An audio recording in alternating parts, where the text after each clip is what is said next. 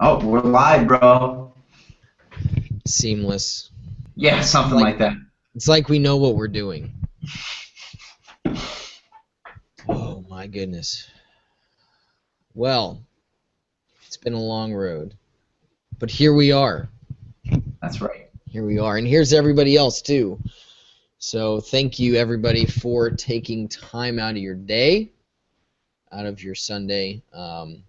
This is going to be a lot of fun. I think it will, and I hope everybody gets something out of it. I'm sure everybody is of varying levels of experience when it comes to bodybuilding or some sort of physique competition.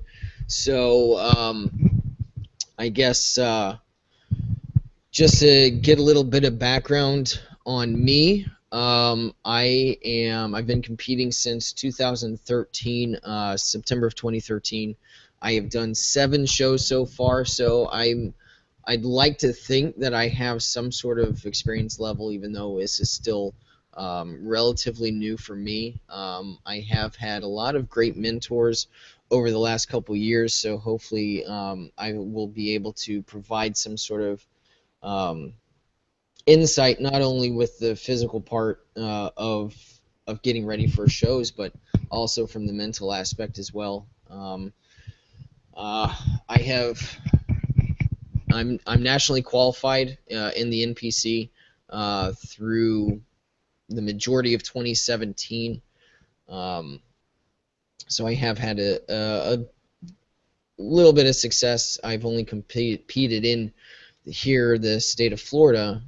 So looking to get outside and maybe do Junior USAs up in Charleston, South Carolina, coming up next year. But we'll see how my schedule goes. So um, that's a little bit of my background. I also my coach personally is William Grazione. He's part of Team Norton, Lane Norton's group of clients and coaches, and so that's sort of the mindset I'm coming from. IIFYM, flexible dieting, and natural competition as well. So um, I think that's sort of the long and short of it for myself. I'll go ahead and pass it over to Brandon so he can uh, tell us what his background is.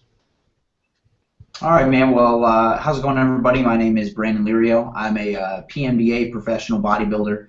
My actually division is lightweight class, so right around 164 and a quarter and below. Due to the fact that I'm in the PNBA, we actually do by height class, so I'll be in the short category. Right now, I'm prepping for the 2016 Natural Olympia.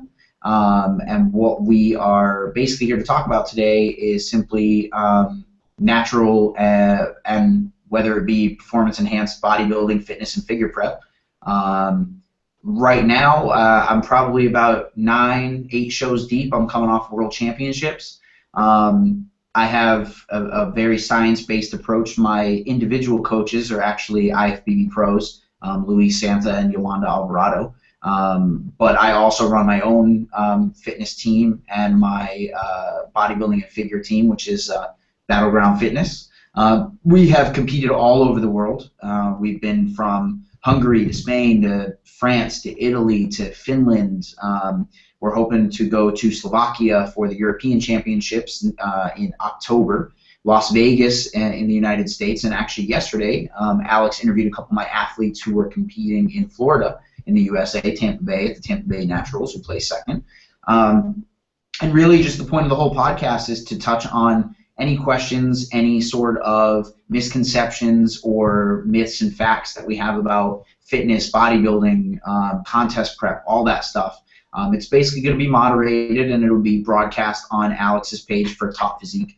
And what we want to do is just, as long as this thing is going and as long as we have topics to talk about, then we'll be here. I hope, Alex, that am I presenting to everybody right now? I don't know if they can see my feed or not, because I forgot that you're the moderator. So there we go. Now I'm being presented. Psst, dude, Johnny on the spot with the button over here.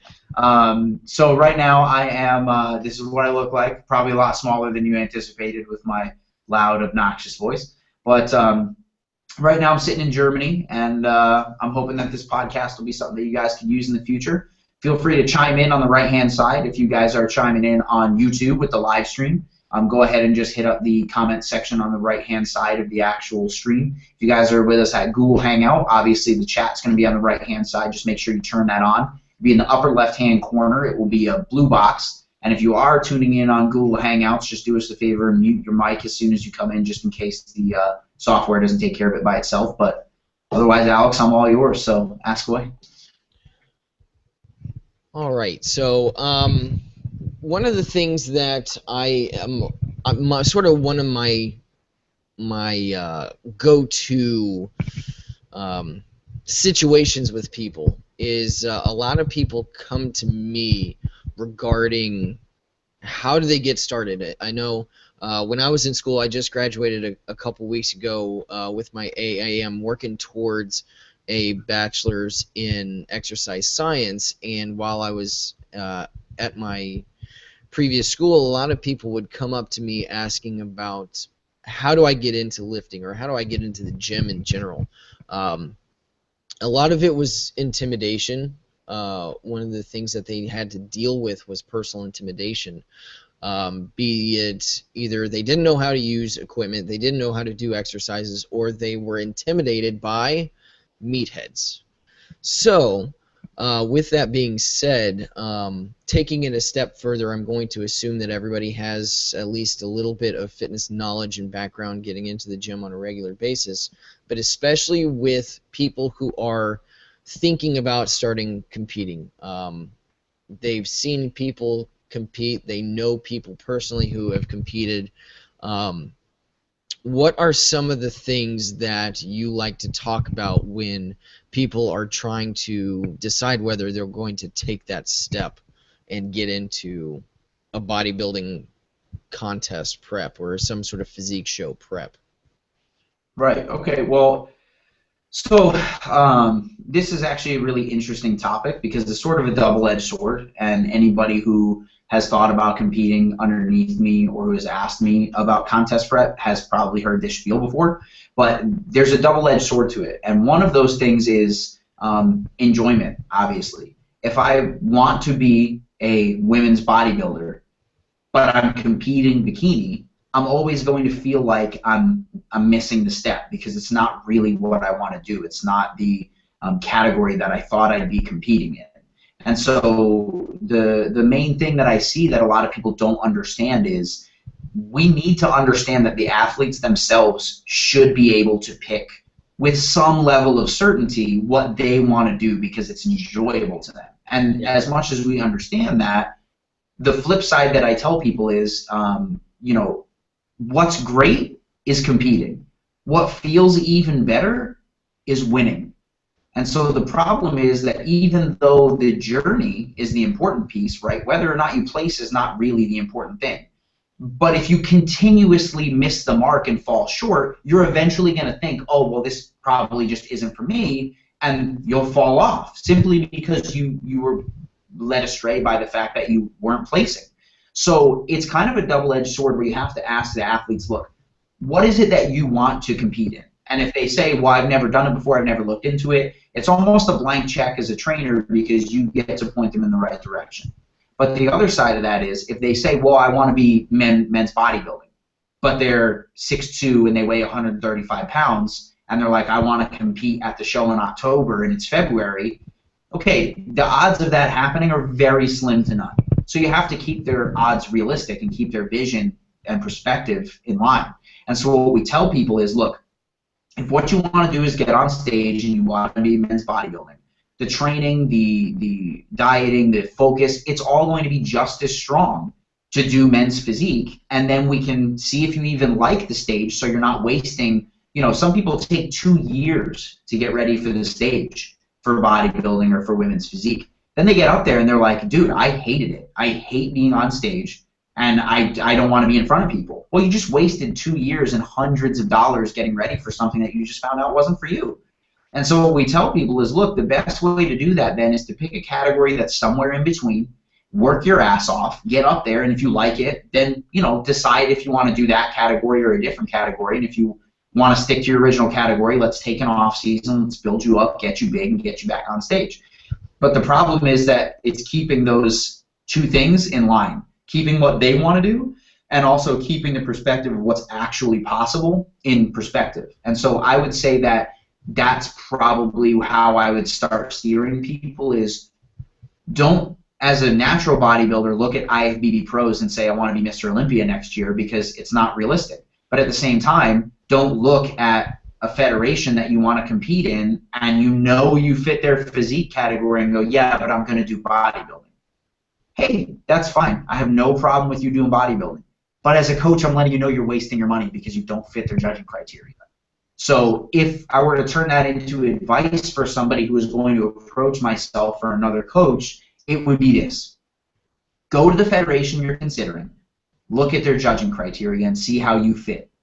Approach the coach and say, look, taking a look at the judging criteria, this is the category which I think I fall, and it's something that I really think I would enjoy doing. What do you think? And then based on my current physique, what do you think an actual timeline would be that I should start looking at shows? Because if you tell them, hey, I want to start looking at shows 12 weeks from now, I had a guy actually not too long ago, I'm obviously not going to put his name on blast, but he messaged me and was like, hey, do you think I could train bodybuilding and strongman at the same time?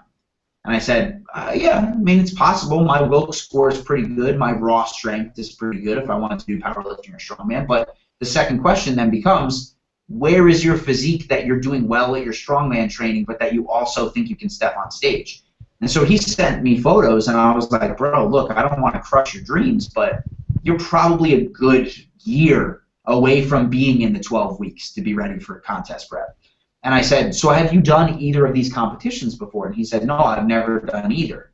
And I said, look, whoever told you that you should try strongman and bodybuilding first time out, the first time you ever do either of them at the same time, they steered you wrong, man, because if you want to learn to be a good triathlete, you don't learn to swim and bike and run simultaneously, and you don't swim the English Channel, run a marathon, and bike up Everest the first time. What you want to do is become good at the mechanics of all of them and slowly start to climb that mountain. So I think that that's something that as a coach, it's kind of our duty to keep that perspective and not just take people's money. And I think that that's hard for some people to kind of put that pride aside and be like, look, I know you want to pay me to steer you in the right direction, but I'm not even going to take a dime of your money unless you listen to me and let you know that if you expect to step on stage in 12 weeks, you're going to be sadly disappointed. Yeah, that's a very good point to make is how important it is to establish expectations and to be able to make sure that you have a very, very good thought process as to what you are doing when you're actually getting on stage.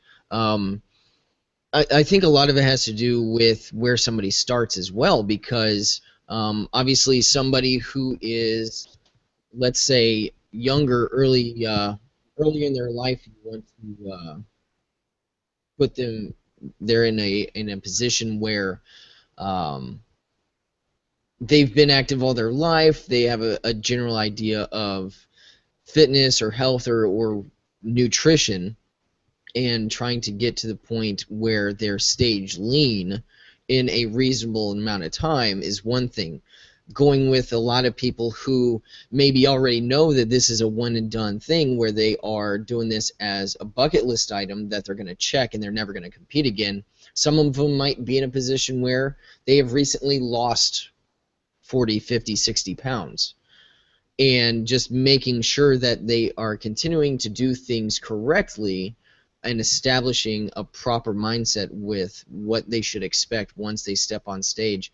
You mentioned earlier that I did the interviews yesterday, talked to Mike Douglas. This was his first show, and so one of the things that I had asked him was whether or not this was going to be something that he was going to continue doing, and I liked his answer when he said, well, it depends. I need to go back. I need to reassess some things. I need to talk to the family. And so a lot of people don't, they have whatever their personal expectations are for actually getting on stage and putting themselves through the grind, but it's also about being able to coach them and establish their expectations for how the rest of their life is going to be affected going through a contest.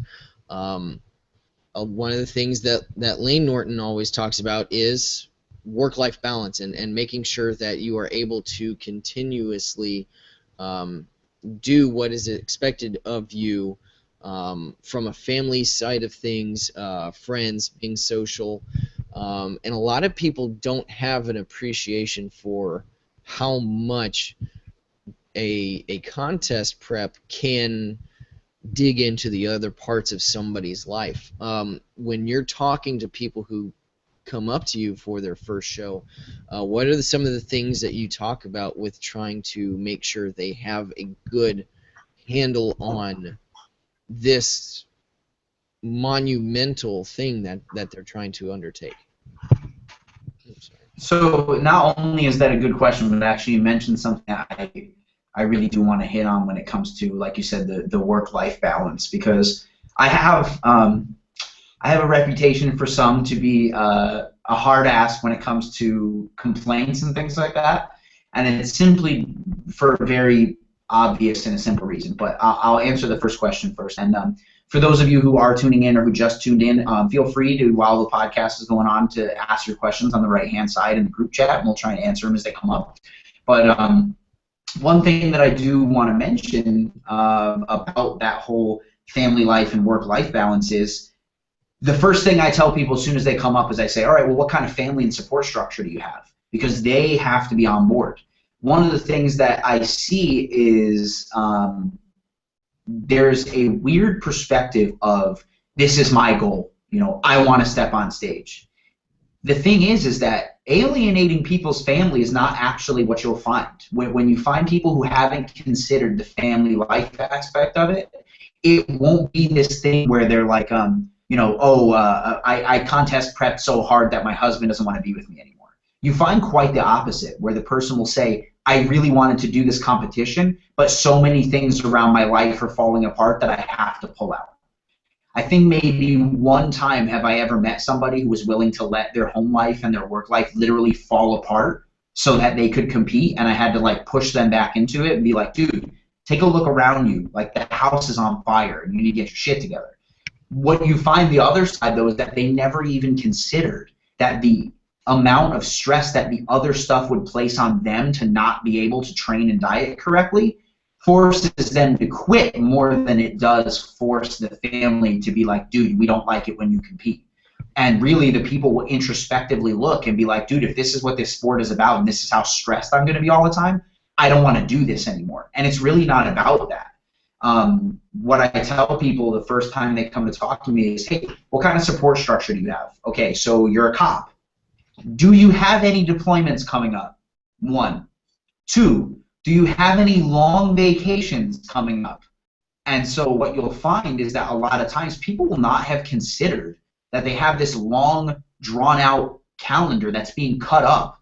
And they'll normally tell me 48 hours before they travel with these people who are in a support structure, yeah, so what happened was I'm going on vacation. Is there any chance that you could tell me what I should be eating? And I'm like, yeah, I told you what you should be eating last week. That's the issue. And so what we have is this weird dichotomy of, what's more important to me, the family side or the competing side?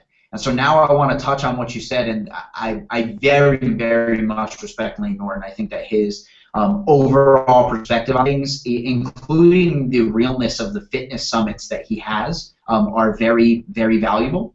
But what I will say from the other side and the other perspective is, people think that there's going to be such a thing as life balance. And I always tell people, that's not a thing, okay? Things are always going to happen that make things difficult. And a perfect example of that is, I'll use my own perspective. So I'm training right now for the Olympia, right? Biggest show of my life. Between November and January, I'm supposed to be getting out of the military, right? The reason why it's a window is because my mother is sick. And so I know that here I am in Germany, not able to interact with her, not able to care for her, and I'm still on prep for the biggest show of my life. And the other side of that is, in November, if I choose to get out, in 3 weeks, I will have lost my support structure from the military, my financial support because I won't be getting a steady paycheck anymore, and I will have to go during peak week to fly across the world to compete, only to come back and have my household goods shipped out, and the military no longer has any standard or practice to really want to deal with me anymore because I'm no longer one of theirs. I'm a civilian. I have my DD Form 214, and no longer are they really required to keep an eye on me. And so I tell people, look, there's going to be stress. It's knowing when that stress is enough to say, all right, I have to pull the plug. For me, I truly believe that people very much underestimate their threshold of handling bullshit.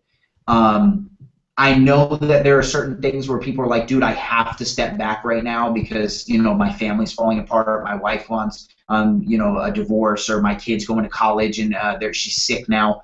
Believe me, I'm very much not trying to say that those things don't matter. What I'm saying is people have a very high tendency to shoot from the hip, and they will feel the stressors of life and immediately want to flip the script and say, wow, okay, this is happening, this is happening, this is happening, pull the plug. Whereas a week later, they'll look around and be like, you know, that really wasn't that bad. I bet you I could have prepped. And even then, if you're within 6 weeks, is there time to double back and kind of fix the problems that you've created? I don't know. It really depends on what your threshold of stress is, because a lot of people stress eat, or a lot of people stop working out to handle those things. And again, I'm not saying that that's a problem, but people really have to have perspective on time management. And if a vast majority of your time is spent sitting in bed, watching Netflix and taking a nap, then you wake up and realize you have to eat, and you eat and go back to sleep and wake up the next day and, you know, message your coach and are like, yeah, I didn't have time. I feel like I don't have time for this prep. Dude, I know people who are deployed who are literally getting sent back as wounded warriors. I have one competitor on my team who had cancer and maintained her prep. I have one guy who I know is currently on the podcast right now who had his whole life flipped upside down and is a trucker who goes across country and has never missed a meal, has never decided that working out wasn't in his schedule. You know, it's a choice. It really is a choice. And if your threshold of bullshit is what you decide and it's super low, well, then you're going to look for reasons to pull the plug. But if what you want to decide is that, is this really for me, then just understand that the threshold of stress is going to be just like starting a new job. It's going to be just like, you know, deciding whether or not you want to move cross country for a new opportunity. It's just as stressful. The only problem is that the finish line people think is this tangible thing when, look, trophies mean a lot. They mean everything to us. But I hate to tell you this. These are just plastic and screws. You know what I mean? It's not the same thing as getting paid. It's not the same thing as I'm now not sick anymore. These milestones that people see, I think that's the problem, is that this support structure of finding that life balance that, you know, a lot of people talk about, they think they're going to find it, and they think they're going to know what that is. I'll be honest with you. 2 days ago, I had something happen in my life. It was really not that big of a deal, but I was like, man, I'm feeling really overwhelmed right now. Took my meal, went to sleep, woke up the next day, got my cardio out of the way, took a look around, and I was like, that really wasn't that big of a deal. And I just had to swallow it and get over it. And so what I want to say is that, you know, as much as I do understand that life balance is there, don't jump into it without talking to your support structure, without talking to your wife, your kids, your work center, especially when it comes to the military, because sometimes they won't even let you eat on the ops floor. But on the other side of that, don't let the fear of the unknown stop you from doing what you know is your goal. If that's your choice, then just fucking do it. You'll make time for it if you really want to. I am really, really glad that you said you will make time if you really want to. Last time I checked, there are 24 hours in the day, and everybody on this earth has the same 24 hours. So you're getting to the point where, as you said, the prioritization, where are you? By the way, I wrote that down. Decide what your threshold of bullshit is. That's awesome. But not only that, but how important is it to you? If it was important enough, then you would get up off the couch, You wouldn't be watching Netflix. You would get to the gym. You would handle your things, and you would go do what you need to do. One of when we were out in California, one of our commanders while we were out there, he gave this kind of stupid little opportunity for some of the airmen to actually follow him for a day. And I got to do that, and one of the things that I found very interesting, because there was a high propensity for him to not be there for unit PT. And so everybody thought, oh, well, he's just skipping out on PT. I'm sure he has stuff to do, but it's not. The perception was that he was not necessarily being held to the same standard, even though everybody knew that he could run a mile and a half in like 6 seconds. But one thing I noticed is in his schedule, he had about 45 minutes that were scheduled every single day for PT, outside of unit PT. So it gets to the point where it's like, oh, well, it's not that he's skipping PT, it is the management of his time. And being able to say, okay, I know this is a priority. I need to make sure that I get it in no matter what. I'm going to move it around in my schedule so it's there. And I have people all the time. Again, I deal with a lot of people who aren't necessarily talking about prep, but in general, just trying to get into the gym. Everybody's like, oh, well, I don't have enough time.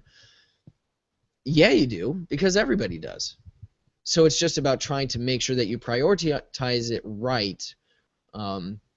You make sure that you get your time in, but then I like what you said about making sure you're talking to your support structure, because I know that especially recently I have been in a position where I just felt very, very overwhelmed. I had a lot of pressure on me from school. I was in a relationship. I do sports talk radio. I'm a co-host and producer here in the Tampa Bay area, so I had that going on. I'm putting together a nonprofit organization over this next year before I go back to school. So I have a lot of stuff going on, and I felt like it was becoming too much, and then at some point in time something had to give. But again, if you utilize properly your support structure, you can push yourself, because they're there to support you and to be able to handle some of that stress that's coming your way. And I think a lot of people feel like they need to make these decisions on their own, because they're the ones that are going through everything. So if you allow that support structure to do what it's supposed to do, it's a safety net, and to be there to help you figure shit out sometimes. Well, here, actually, you brought up an interesting point. Actually, if you could put me on the presenter's role real quick. Here's a military thing that really gets on my nerves that you managed to mention it, and I think it's because I've been on both sides. I'm a huge stickler for rules that matter, and so when it comes to certain things, when people are like, "Why do we have to do this?" I literally have been in fights and been in commanders' offices for me literally stating, that's a fucking stupid rule. There's no reason why people should follow that, and I'm not going to. And it has come back to bite me in the ass several times. I'm not going to pretend that I'm above the law or anything like that. I've definitely been in some very compromising situations, but on the other side of that, we're talking about support structure, right? And one of the major things that we see in support structure is your friends. And so the part that bothered me about that story was these people who were underneath this guy in your unit, who knew that he was in great shape, were literally going, well, how come he doesn't have to go to PT? I have one answer to that. And I know there are a couple people who've been in my unit who are on the podcast right now. I issue them the same challenge. I'll tell you what. If you can come to the gym with me and do the same workout that I do and lift the same weight, you can say whatever you want, and then I will come to your PT session and do whatever the fuck you want. But the problem is, and actually I have a great flight command right now that manages to work with me, where even all through my preps I get a waiver so that I don't have to go to unit PT. And the thing is I've never not passed the PT test, and I'll never have to take another one in the Air Force. So as soon as I took my last one, my flight commander said, look, I'm no longer vested in your physical fitness. I'm vested in your future as a physical fitness leader, as a bodybuilder. But outside of that, I already know you're fit. I don't need another excuse to make you show up to a unit PT session that's a joke. And so what I tell people is, even that when it doesn't come to me, when it comes to other people in my unit, when they're like, well, how come so-and-so doesn't have to do that? If it's a rule that matters, like, hey, how come this person doesn't have to do the amount of work that I have to do? You'll catch me in your line every time. I'll be supporting you. I'll be pushing you. I'm with you. The part that pisses me off is that this guy's subordinates and his friends, his supposed support structure, the only reason they ask that question is why? Because they want to commiserate. The only thing that they want is for them to feel the same suffering. I have to go, so you have to go. Why? If I'm stuck at work and I'm doing my work and you're not working, and let's say it's your kid's birthday, don't you want me to let you go early? It's exactly the same thing. I don't have to commiserate with you. Your work is done. Mine is not. I will cover for you. It's the same thing here. Your PT is done. Mine is not. So I'll stay here and I'll do my 1.5 miles and my push-ups and sit-ups, and you go do yours. And the second that you can say that you've also hit that bar, feel free to ask for the same privilege. I'm under no qualms that my unit couldn't come to me at any point in time and say, look, we don't think it's fair that you do your own physical training. I have to live under that sense of scrutiny at every moment, and I do understand that. But on the other side of that, imagine if that was you. Imagine if you were the one that went above and beyond to do volunteer efforts during your off time, and you were working mids, and your commander said, hey, you have to show up at the same time as everybody else. Well, yeah, but I just worked the booth at the 4th of July funnel cake thing all day, so don't I get a pass to come in at least a couple hours later so I can sleep? Well, no, nobody else is getting that pass. Well, yeah, because nobody else did the work. So if you're watching this podcast or you're watching this YouTube video thousands of years in the future, and you find yourself in the shoes of the person who's pointing the fingers and saying, hey, how come that person gets what I don't get? Look around and see what your workload is like and see if you can match theirs. If you do the same thing, I 100% agree that you should get the same amount of pie at the end of the day. But if you don't, and you're doing your load and you're pushing your load and moving your workload in a specific area, then that's where you should also receive your benefit. So I would ask you to all look introspectively. And I know for a fact that I'm not going to be, in my military career, I managed to pull some accolades, NCO of the Year a couple times at more than one level. I've won professional development awards. I'm now focused on bodybuilding. I'm not going to be put up for those awards anymore, and I'm not going to ask why, because I know why.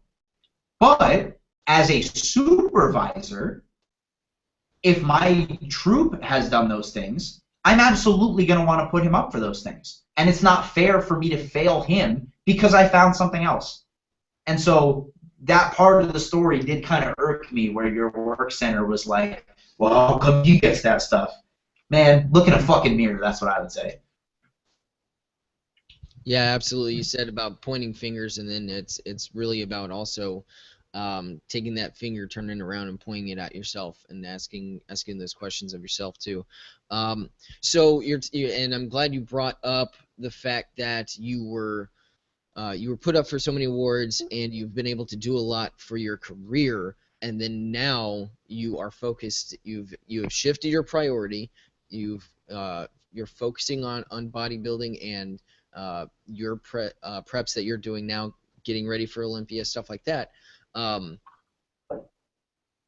Now you're going through your prep, and especially for somebody not only starting out but in general, trying to figure out how long they should prep when they're deciding to create a plan of attack for either a particular show, or to try to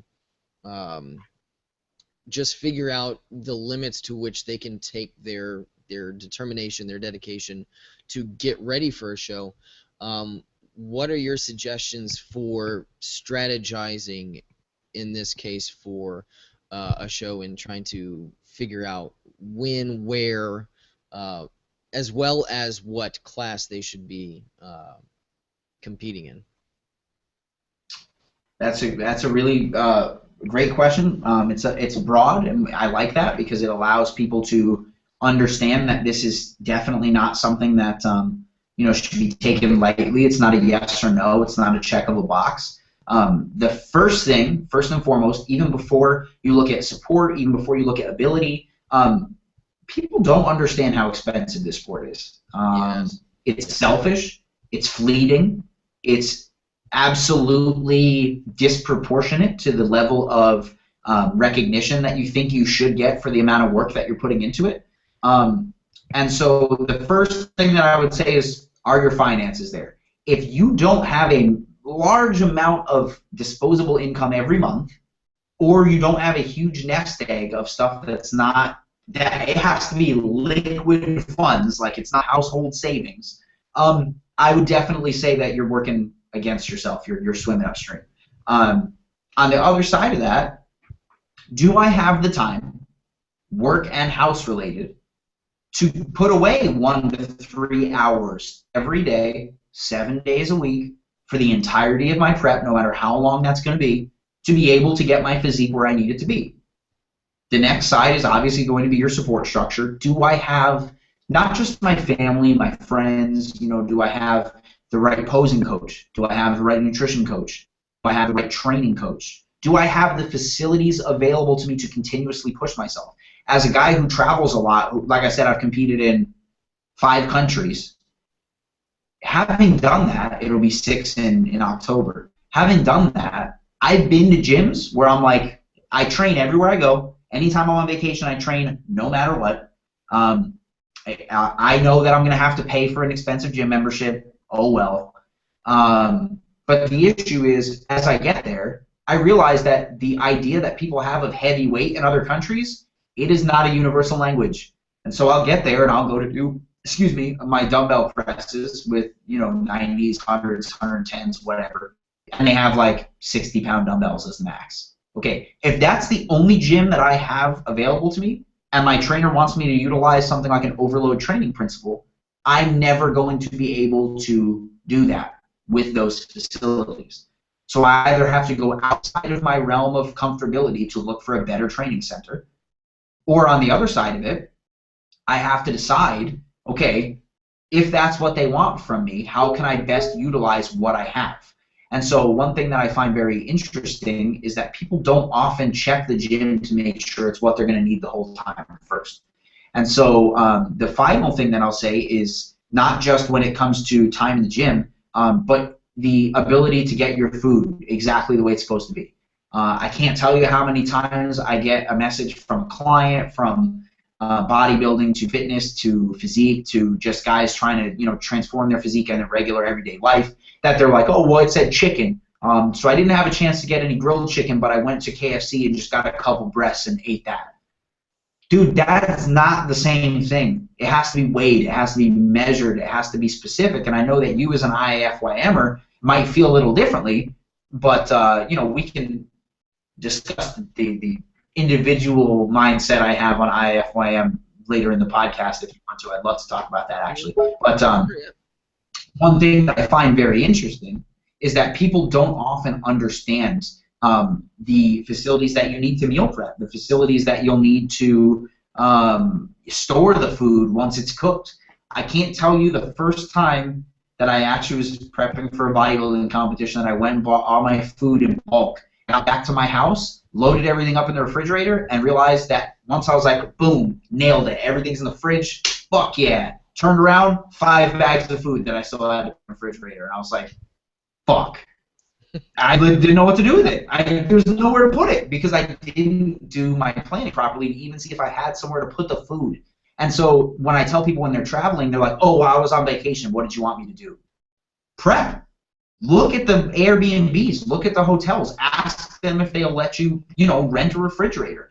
And that's what I think separates the people who consider this a hobby to the people who know that this is going to be their bread and butter, that this is going to be what they want to do for a long period of time for a job or for a main thing, a mainstay of their life, is that level of consistency where it's like, I know I have to hit my meals, so I have to make sure I have a kitchen in my hotel room. I have to make sure that I have somewhere to store my food. You know, that's what I think really separates. And it doesn't matter if you're a bodybuilder or not. I've had powerlifters that ruined their powerlifting diet because they went on the road to, you know, train strongman, train powerlifting, and boom, it was an issue because they didn't have their, and then they went back to the gym to lift powerlifting, and they got fucked because they didn't have the energy, they didn't have the recovery, they were sore, they were tired, they were annoyed because they felt uncomfortable at how much they'd eaten. So I would say that those are probably the major mainstays of just the thing you want to look at before you ever look at a federation or your body type. And so we'll take a look at, like I said, you want to make sure that you have the money, the support structure, the time when it comes to training and the training center ability, and then obviously what you have for food prep and what you have for storage. Then when it comes to the actual competition side, whether it be powerlifting, whether it be for strongman, if you're a natural athlete and you want to compete against other natural athletes, then on the competition side, what you should be looking for is, big shocker, natural federations. I'm not saying that you can't win or go pro in a non-natural federation, but I've told my competitors this all the time. I can do really well at an NPC show. Hell, I might even win the overall, right? That sounds great. The only problem is if I really go far enough and I make it to the, you know, the untested NPC Olympia myself now, I'm never gonna beat Phil Heath. Yeah. I'm not gonna beat Kai Green. I'm never gonna be the top spot. Even as a men's physique competitor, I'm never gonna beat Jeremy Buendia. I'm never gonna beat fucking Sadiq Hadzovic in classic physique.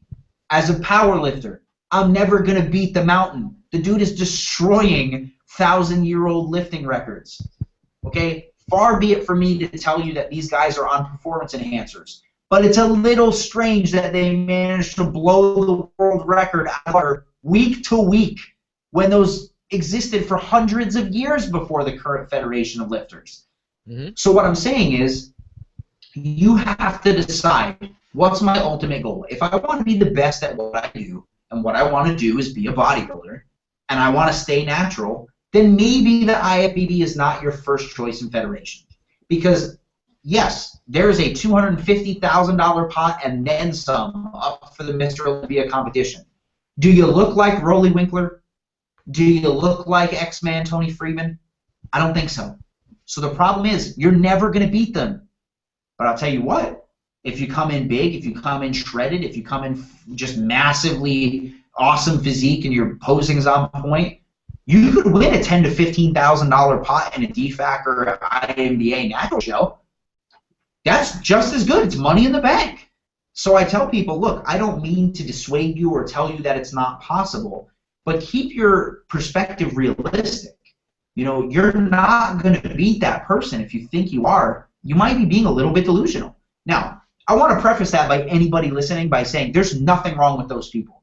There's nothing wrong with their preps. There's nothing wrong with them choosing to use or not use anything. What I'm simply saying is, if that's what you want to do to compete, then you have to level the playing field. So, level the playing field. Choose the right federation. Then the last thing, like you said, is choose the correct category. Your mass and symmetry matter.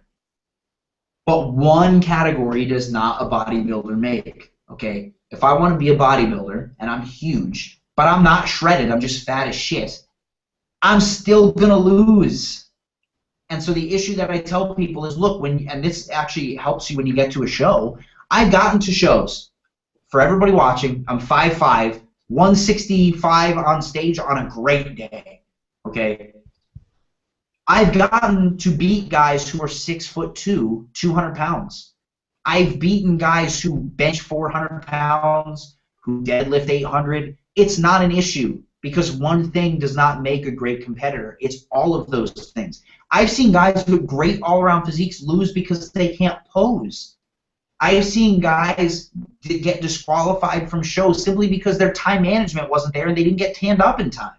Okay? So one category does not make a bodybuilder. It does not make a bikini competitor. I've known girls who are very lean and striated and dry, and they're like, why didn't I place in my bikini competition? My bikini competitors will be the first to Right, tell you right. it's because if you're too lean, your figure. If you're too big, your physique. If you're too dry, you're none of those things because women's bodybuilding doesn't exist anymore. And so I would say that the final piece of information that I would say is choose your division correctly. If you look at their judging criteria and you think you're going to miss the mark, ask your coach. If your coach says you're going to miss the mark, look, you pay them for a reason. Listen to them. If you don't like what they're telling you, get a second opinion. But if the entire world, and I'll give a quick story real quick, I moderated and did MC for a bodybuilding show here in the local area that was a small show that the judges who showed up were all previous bodybuilders and they were previous judges. And sure enough, they told this girl, you're too big for bikini. You should be figured. And the girl who won the overall, who by the way looked great, she was surprised. And so was the other girl when she didn't win the overall. She only won her division. She was mad. And we had to go up to her and we're like, look, honey, we told you, you're too big. Okay? Your physique is figure. That's it. There's no way around it. You could look polished and spot on. You don't fit the judging criteria. So you're going to lose. And she tried to argue with us about how she thought that she looked better and this and that. And all we did was hand her a sheet of the judging criteria and said, look, take this to whoever's coaching you. Take this home, read it. I think you'll be massively surprised at how you don't fit these categories. And one thing I'll say real quick before you move the presentation back is that I see your question, Emilio. We will answer it, so don't leave. Yeah, and actually, I was just about to address Emilio. Yeah, and it's amazing. Again, it's a very self-centered sport. There's a lot of vanity that is involved in this. This is something that takes a lot of time and effort, and you're the one who's putting in all this effort. And ego plays a lot into some things that we start to think. We start to believe our own hype because we have a lot of people who, especially friends, that will say, hey, man, you look great. Hey, girl, you're going to do awesome, this, that, the other thing, because you don't look like John Q. Public. But then you also have to think, I'm going up against everybody who's doing the same thing. They're putting in the same work. And it's really important to be able to put the ego to the side and say, you know what?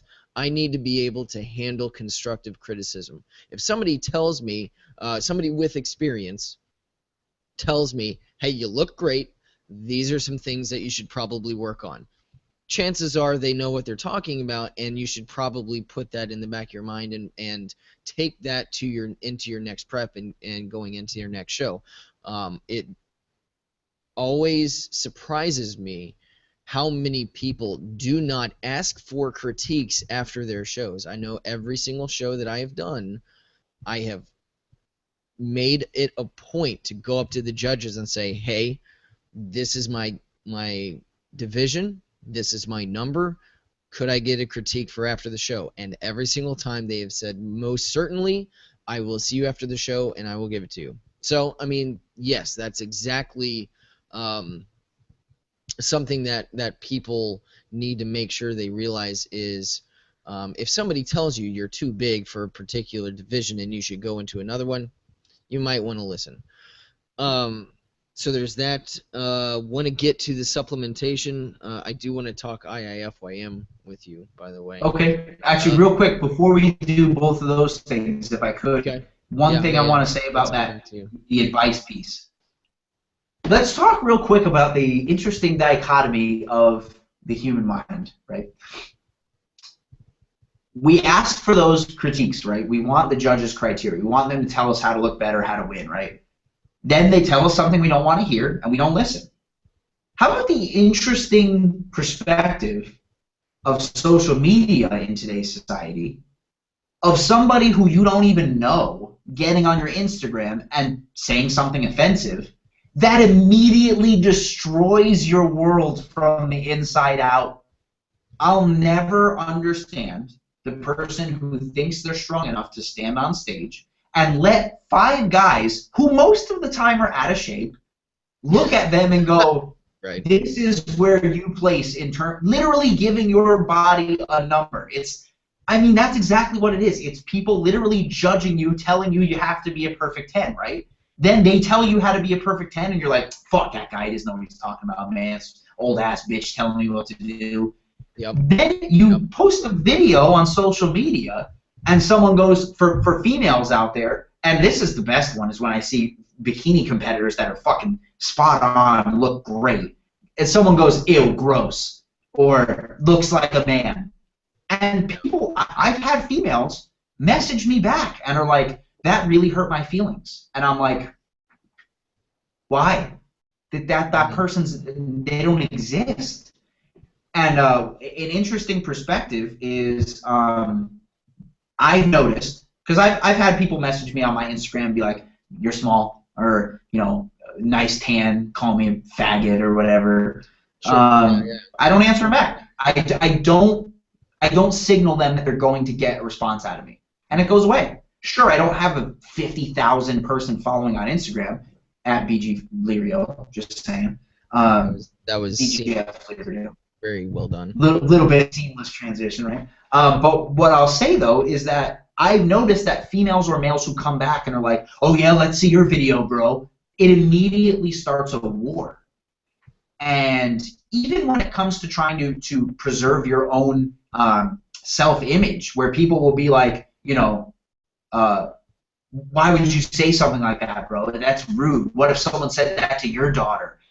I found that the only way to get them to go away is to realize that they realize you're not going to read it. You're not even going to get a rise out of them. They're not there. They don't matter to you.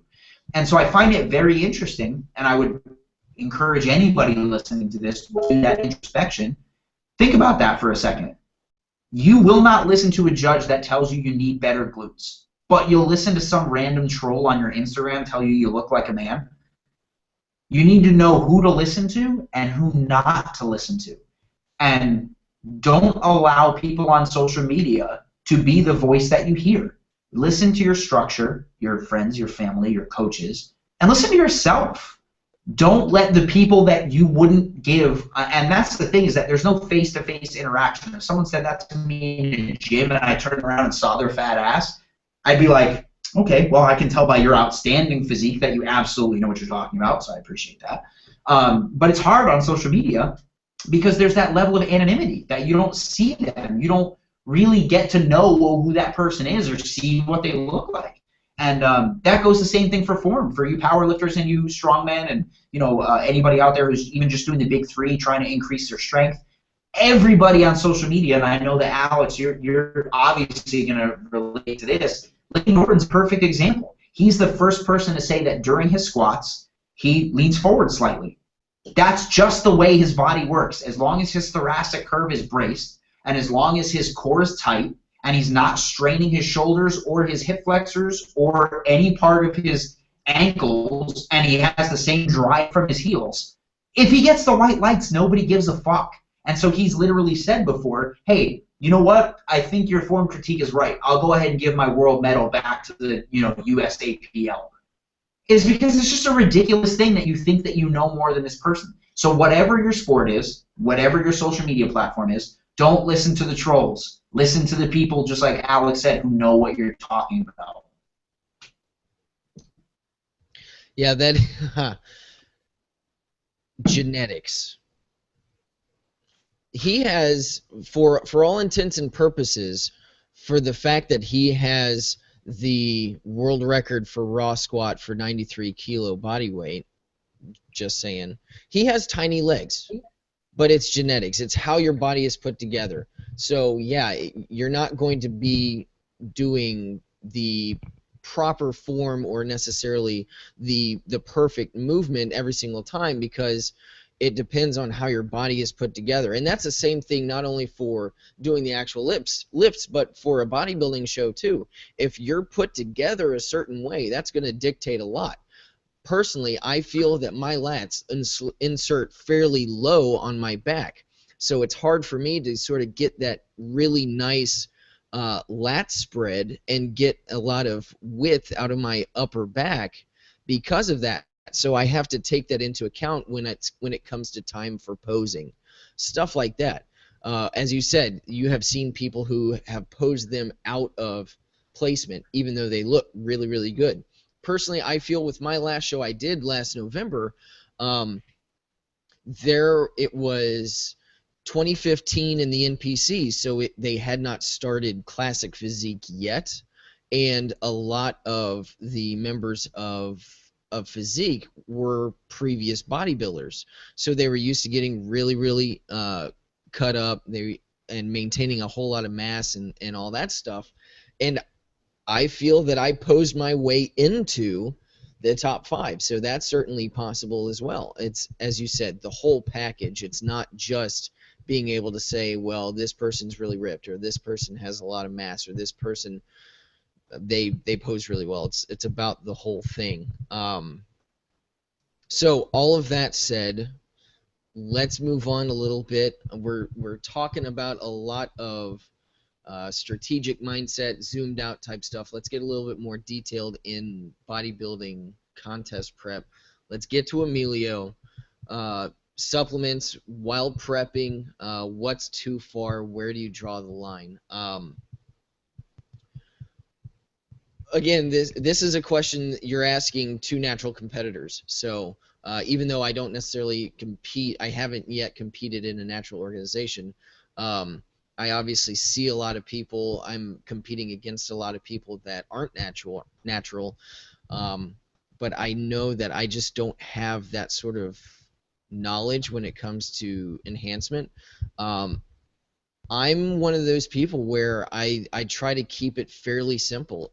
Going back to what Brandon said regarding finances, supplements are expensive. And when you're looking at, there was a really, really great video series put on YouTube by Eric Helms with 3D Muscle Journey.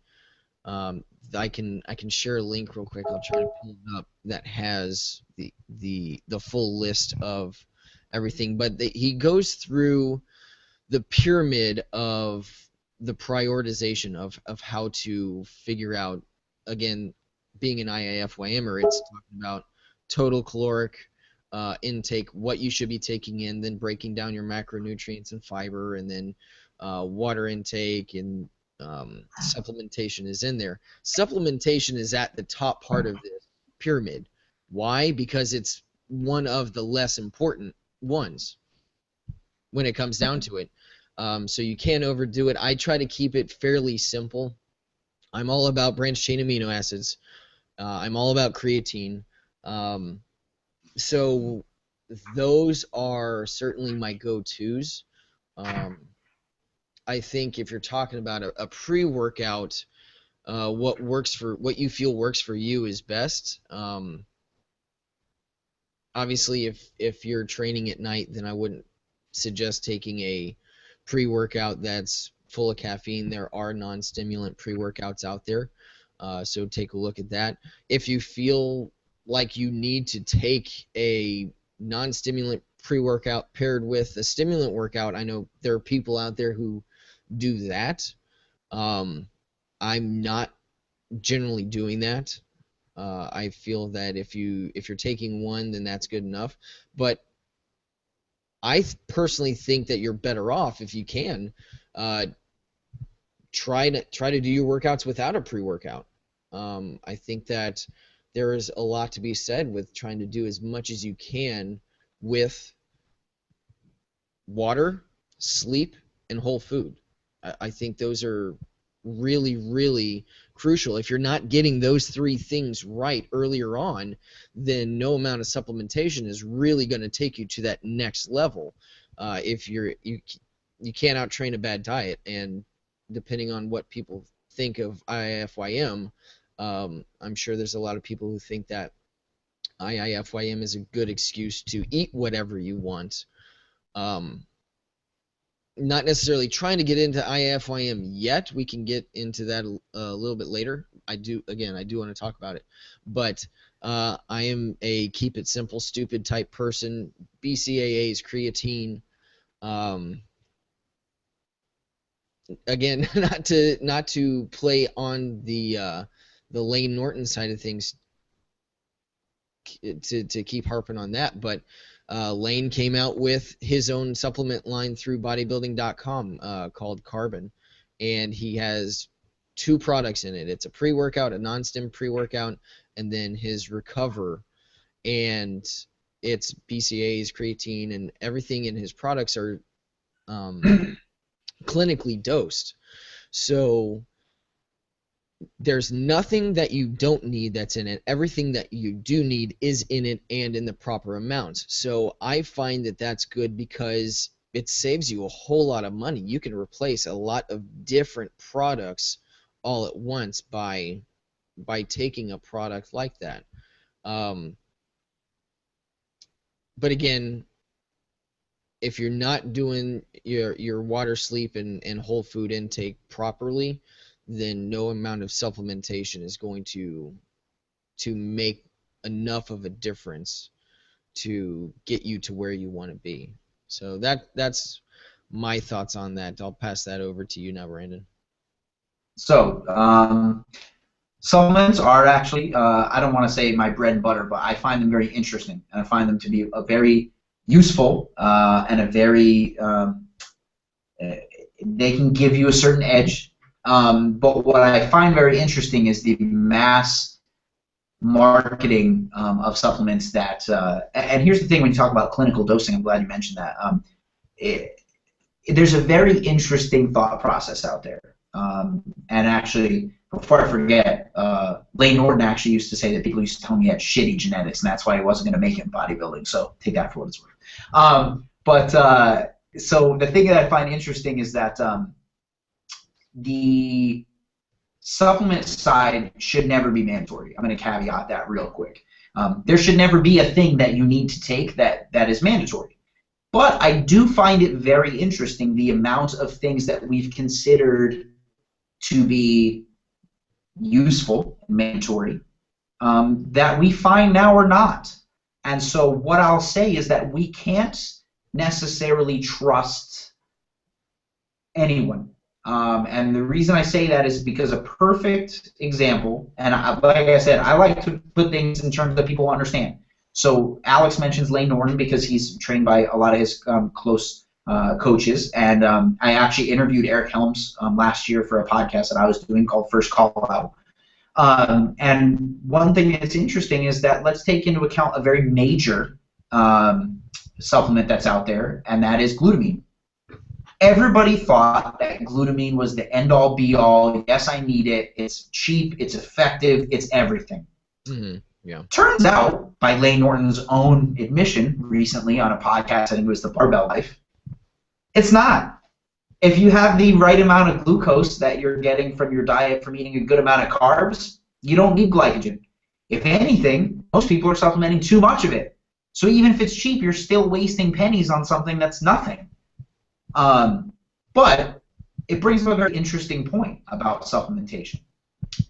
Everybody, especially in this political atmosphere, likes to think that as soon as you change your perspective and change your stance on something, that's a bad thing. Well, he said that he used creatine, now he's coming out against it. He must not know what he's talking about. Right. If your coach has never changed their perspective on something or admitted that a lane that they went down with you was wrong, fire that person. That means they didn't learn. There's nobody in the fitness industry that has been right from the beginning. Not a single person. And so with that being said, if what you're taking a look at is the perspective of wanting to be effective and wanting to be correct, right, then what you should look for is people who've decided that things were worth studying to see if they were effective. And a perfect example from your own stack is creatine. Years ago, when I started lifting, micronized creatine dosing was the end-all, be-all. That's how Magna Power and Magna Powder became famous, was that you had these guys who were doing for concrete that were making this either HCl or micronized creatine dosing that now has dozens of studies that say that it's no more effective at metabolizing in the body than any other form, and that monohydrate is the way to go. But at the same time, the question then becomes, okay, if I started with a study that said it was true and that proved that these results were possible, which one do I trust? Do I trust the one that says that it's effective, or do I trust the one that says it isn't? And so here's my thought process on supplementation. You choose the things that are going to be, like he said, clinically dosed. And I want to give a shout out to a supplement sponsor that I currently have called Custom Wellness Solutions. They literally test every bottle, every batch, every pallet for their protein count, because that's a huge problem these days, where you're getting a fraction of what you thought you were in the protein. And so they have and they're also now starting this make your own pre-workout section that's going to be launching here sometime in the next couple months, where you get to say what's in your pre-workout, and they will clinically dose it and use their pharmacy and their scanning practices to make sure that that's exactly what's in it. And so for supplements, I think that it's a double-edged sword. There's that first side of it where it's not mandatory and that these things change and you never know what's actually going to be effective. But on the other side of that, I think there's something to be said about trying some stuff that isn't tested. As a natural bodybuilder, I keep a really close eye on the World Anti-Doping Agency list of what's banned and what's not. But if something new comes out, I'm willing to shell out some dough to try it. And so what I'm talking about is, I see, let's say hypothetically, one thing that came out that I was like, man, I've never seen something like this, was Muscle Tech came out with last year a stack called Clear Muscle, Phospha Muscle, and something else. And essentially what it was the Clear Muscle pill was a liquefied, already metabolized version of ATP. And I was like, I've never fucking seen that before. That's a really interesting perspective. Let's try it, right? And so that piece of it brings up a very interesting point. Let's talk about a microculture of whether or not the testing is giving you results. And a perfect example of that is when Lane Norton himself was talking about diets, where essentially he was like, look, I can tell someone all day that eating one peanut butter and jelly sandwich is not effective. If this person then becomes a world-class powerlifter and blows all the world records out of the water, then my micro study of that person being able to be an effectively, world-class powerlifter with just a peanut butter and jelly sandwich a day, who am I to say that that person is wrong? They've proven me that it's not. So what I tell people is, look, take a look at the studies. Who did the studies use as their control, and who did they use as their subjects? And at the same time, what length of time did they use? What did they use the actual product for? Because if you take a look at testosterone boosters, they'll use people that have low testosterone counts.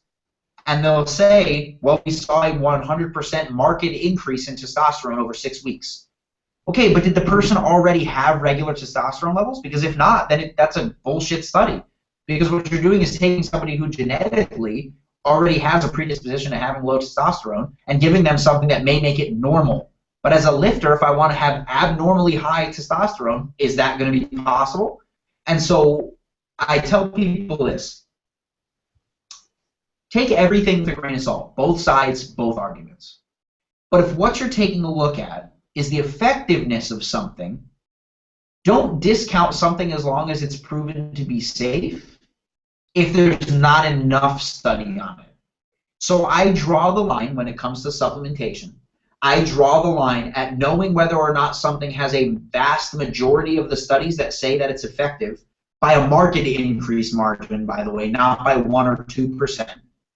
And at the same time, if it's new, give it a shot. If you don't like it, then stop using it. And so for me personally, for my fat burners and for my bodybuilding clients, I very often will always use green tea extract, some form of L-carnitine, and yohimbe. And I think that those three are very good for me and for what I've seen. I also think that sometimes when it comes to non-tested competitors, that if they use a IGF-1 compound in their recovery, they can recover from their workouts a lot faster. I think that the line for testosterone boosters, and this is another interesting thing, is because I can say with some degree of certainty that there are enough studies out there that say that tribulus, testris, and D-aspartic acid In some cultures, and when I say cultures, I mean micro studies of individuals that they've used in these medical studies, have seen increases in testosterone. But something that's interesting is that the tribulus testris has to be at a specific concentration. They call it the saponin count. If it's not somewhere in the 40 to 60% range, it's useless. So I could be taking natural testosterone boosters and tribulus and be underdosing or overdosing it.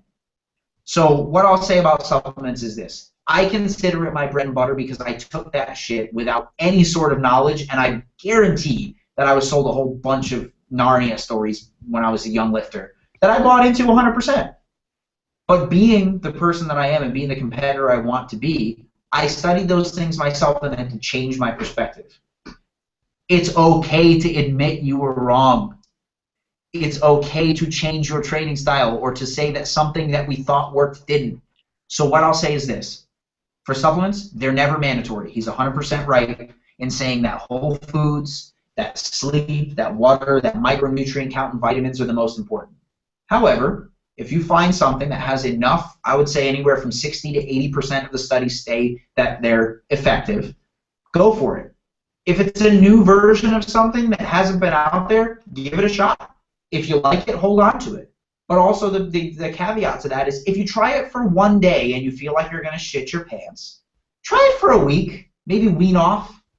If you're a bodybuilder that's new to bodybuilding, use your bodybuilding diet for 10 to 14 days before you start supplementation so you know what's upsetting your stomach, so you know what you can handle. Don't start out with 5 scoops because your buddy who's a powerlifter did it. Start out with the suggested manufacturer's serving. I think that it's very interesting that a lot of people steer clear of these things because they feel they're unsafe, but then they'll be the first person to triple the dose to see if it's effective. And what I find is that people who are willing to play one extreme will always play the other. Play devil's advocate. Be realistic and be truthful with yourself. And don't be afraid to admit that you were wrong. Playing devil's advocate is a huge part of being a scientist too. And I bring up science because this entire time we've been talking about Lane. He is a scientist. He has his PhD in nutritional science from University of Illinois in Chicago. And as a scientist who has done lab work, he is all about the new studies, the new information that's coming out. So also it's not necessarily about admitting that you were wrong. You could be wrong about something and you need to accept that, but then there's also the fact that more information is coming out as well. So again, like with glutamine and what you were talking about with Eric, there was a thought process, and there might have been some information to support that thought process way back when. But as more information becomes available, then you have to reevaluate the thought process, the current thought process. So if you think one thing and more information comes out, it's okay if you change your mind, and certainly you don't have to pick one and stay with it all the time. Additionally, I did put in the chat, I was able to pull up the 3D Muscle Journey Muscle and Strength Training Pyramid, that YouTube channel. It is Eric giving that entire spiel, so if you want to check that out, please feel free to do so. Great information on how you can figure out, help put together your food, how to prioritize your macronutrition, your micronutrition, your water, sleep, all that stuff. So hopefully that is helpful for everybody out there as well. And let's go ahead and use this as a segue into IIFYM versus clean eating. Anybody who knows me knows that I'm dying to talk about this.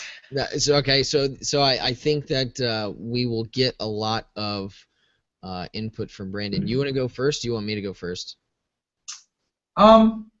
No, I mean you're the expert, so I'll tell you what. I obviously I'm gonna let you chat, and I'm gonna actually step back from the computer for like just a second. But the floor is yours first. Okay, gotcha. All right, so my thought process, I think, if I haven't made it blatantly clear yet, I I do follow a lot of the stuff that Lane puts out, and people who are within that sort of mindset, that group. Um, and to be perfectly honest, I mean, I don't really need to put more information out there besides the YouTube channel I just shared, because that is exactly what I use. This was actually before I had a chance to meet Lane and interact with him personally, but um, that was the information that I used to put together my knowledge base regarding knowing what the significance of uh, carb manipulation was, what the significance of fat manipulation was, why I needed to actually be drinking as much water as I do, type deal.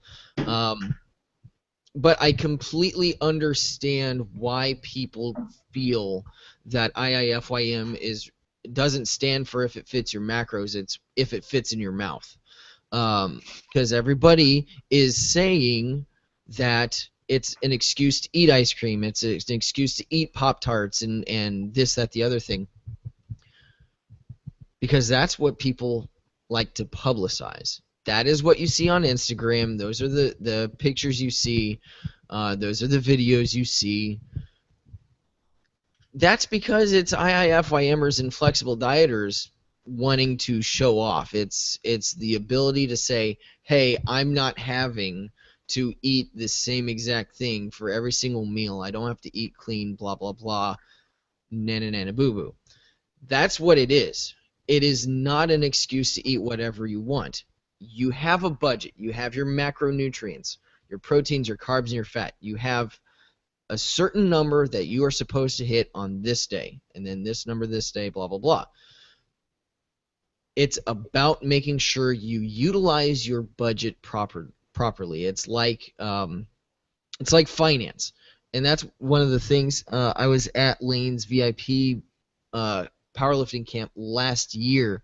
I actually helped set it up, so I had a chance to sit down and listen to some of these top level natural competitors, both with bodybuilding and powerlifting, present. One of them was Brian Whitaker, who won the Yorton Cup last year.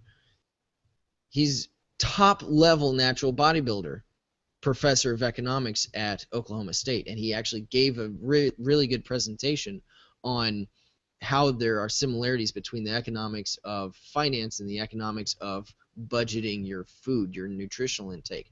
So 90% of a flexible dieter's diet, their intake, is grilled chicken. It's broccoli, it's asparagus, it's rice, it's all of the traditional sort of bro foods for bodybuilding. It's about making sure that you vary your intake, because if you're taking in the same things over and over and over again, not one food has the same micronutrition as another food. You have to look at it as from a micronutrition, your minerals and your vitamins and minerals as well. So if you have no variety in your diet, that means you're going to be really, really high in certain micronutrients, and you're going to be really, really low in other micronutrients. So you don't have enough of everything for your body to still do what it's supposed to do in a lot of cases. If you have a lot more variety, you may not have, say, all of your daily amount of this vitamin, and this mineral. But if you have a good baseline so that you're getting a decent amount of everything, your body's going to be able to respond and do what it's supposed to do a lot better than if you were high in a handful of things and low in a lot of other things. So that's a part of it too, getting that variety in, and then getting back to the mental thought process of getting bored with what you're eating. A lot of people can't eat the same thing for every meal every single day. It drives people nuts. It gets to the point where you'll want to throw up if you see grilled chicken. I mean, you have such an aversion to it, you create this mental block when you see asparagus. if you are able to maintain some variety, you maintain some mental sanity as well. If you're traveling around, going back to something Brandon was talking about earlier, if you're going to a wedding, if you have a friend's wedding, and you are a month out from your show, are you going to completely keep yourself from participating in a pivotal moment in a friend's life because you feel that you will be tempted by the food that's going to be there? That's an example Lane gives, and I completely understand that. That would be a crappy situation to be in. Hey man, sorry, can't be your best man because I'm a month out from a show. So it's stuff like that. Being able to continue to live your life, maintaining your social connections. I mean, if people are going out and enjoying themselves, there's no reason why you shouldn't be able to an extent. Again, it's not an excuse to say, you know what, screw it, I can eat whatever I want. No, it would still be, hey, I'm going to go participate, but since I have been going through my prep and I know I have a good idea what 6 ounces of chicken look like, I can go to a restaurant and say, hey, can I get a plain grilled chicken breast or something like that. So it is about just trying to maintain a little bit of mental sanity. Geraldine says, someone told me that I'd end up with an eating disorder because I'm using the bro diet instead of IIFYM. Inaccurate, as I just know I need this strict diet for competition. Sure, IIFYM, not for everybody. Just as bro diet is not for everybody. Just as creatine is not going to be for everybody. Just as bodybuilding is not going to be for everybody. So you also have to figure out what's best for you, how you respond to certain things. Just again, my thought process is if I can maintain a healthy relationship with the food I'm eating in order to maintain a healthy relationship with myself and friends around me, I think that's better than the alternative. Because Geraldine, you may be in a position where you'd be okay with doing a clean eating diet. That's perfectly fine. If that works, go for it. But a lot of people aren't in that position, and I know that I personally, and this is something that I want to get into, especially regarding coming out of a competition, the mentality of it, I was in a position where I felt like I didn't have a body image issue or a food issue before heading into competing and knowing that I wanted to compete. But at some points in time after doing my first show and as I've continued to compete, I feel that that has come up and been a little bit more prevalent in some situations for me personally. So I just feel that IIFYM is something that people can do while being able to maintain a lot more mental health as well. So with that, I will pass the torch over to Brandon, and fire away, boss. Oh, is it my turn? I'm So passionate. Here's what I want to start by saying that I'm not on a war against the idea of if it's your macros. I think that so there's a huge misconception of, and it's the same thing with bodybuilders. Okay, a perfect example is that everybody thinks that bodybuilders cut all their carbohydrates for years and they get shredded. We both know that's not how it works. Right. Yeah. I know for a fact that if it fits your macro, guys who were successful, they don't eat shit all the time. But here's the issue that I see.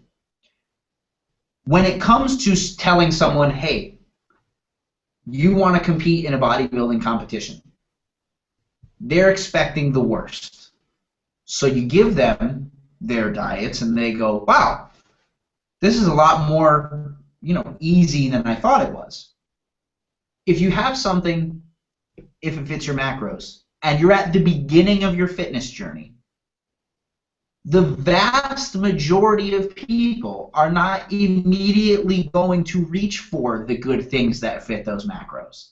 They will automatically assume that because this is called if it fits your macros, if they don't have the correct teacher and they don't have the correct mentality on the perspective of the actual point of if it fits your macros, they will first try to fit the stuff that they want in before they fit the stuff that's effective to their goal. A perfect example is if it fits my macros.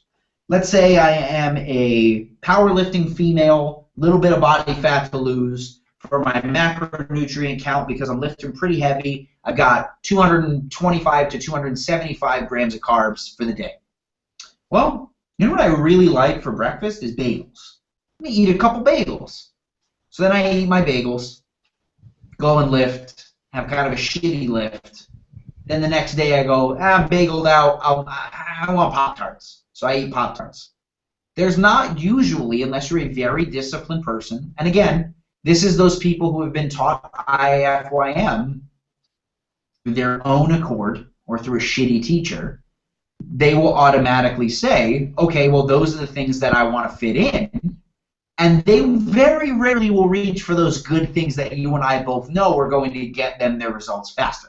And so what I want to really post the perspective of is this. The reason I have a problem with if it fits your macros is because it's like saying to someone who says they like running to say to them, you could easily run a marathon. And they go, okay, well, how do I do it? And they go, run 26.2 miles.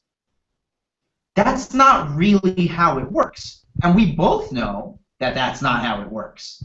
But people who are unacclimated to the training style as a bodybuilder will go in and try and bench 225 their first time and crush their sternum. It's happened.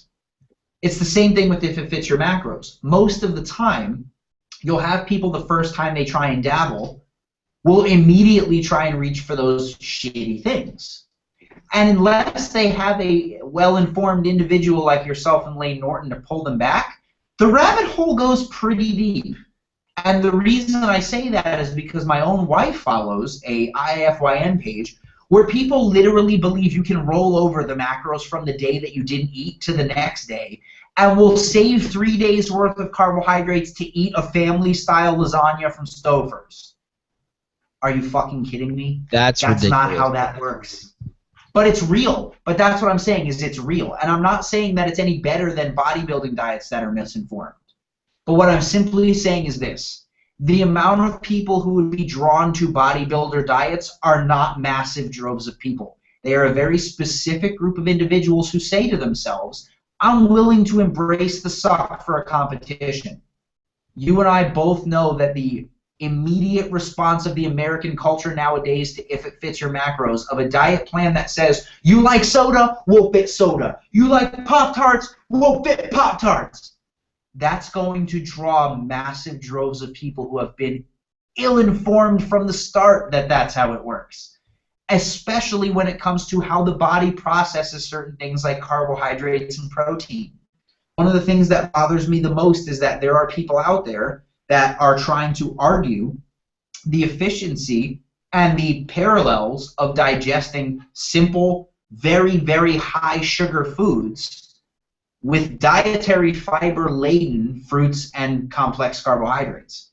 Look, I know that carbohydrates are good in any sense, but read Jim Stoppani, read the bro science guys that everybody quotes, like, Ben Pekulski, and even Phil Heath and Kai Green at this point come out and have said, look, there are certain things that you can have post-workout, which again, don't even get me started on the anabolic window and that garbage. But what I'm simply saying is when it comes to carbohydrates and when it comes to anything, the body is not necessarily a math equation.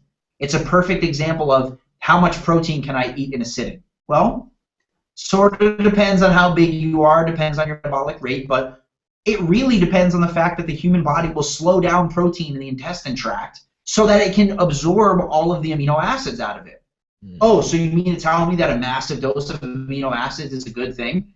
Well, no, because if you have essential and non-essential amino acids, that's not really how it works. Okay, well, then can I just drink protein shakes all the time? No, because the amino acid profile is different.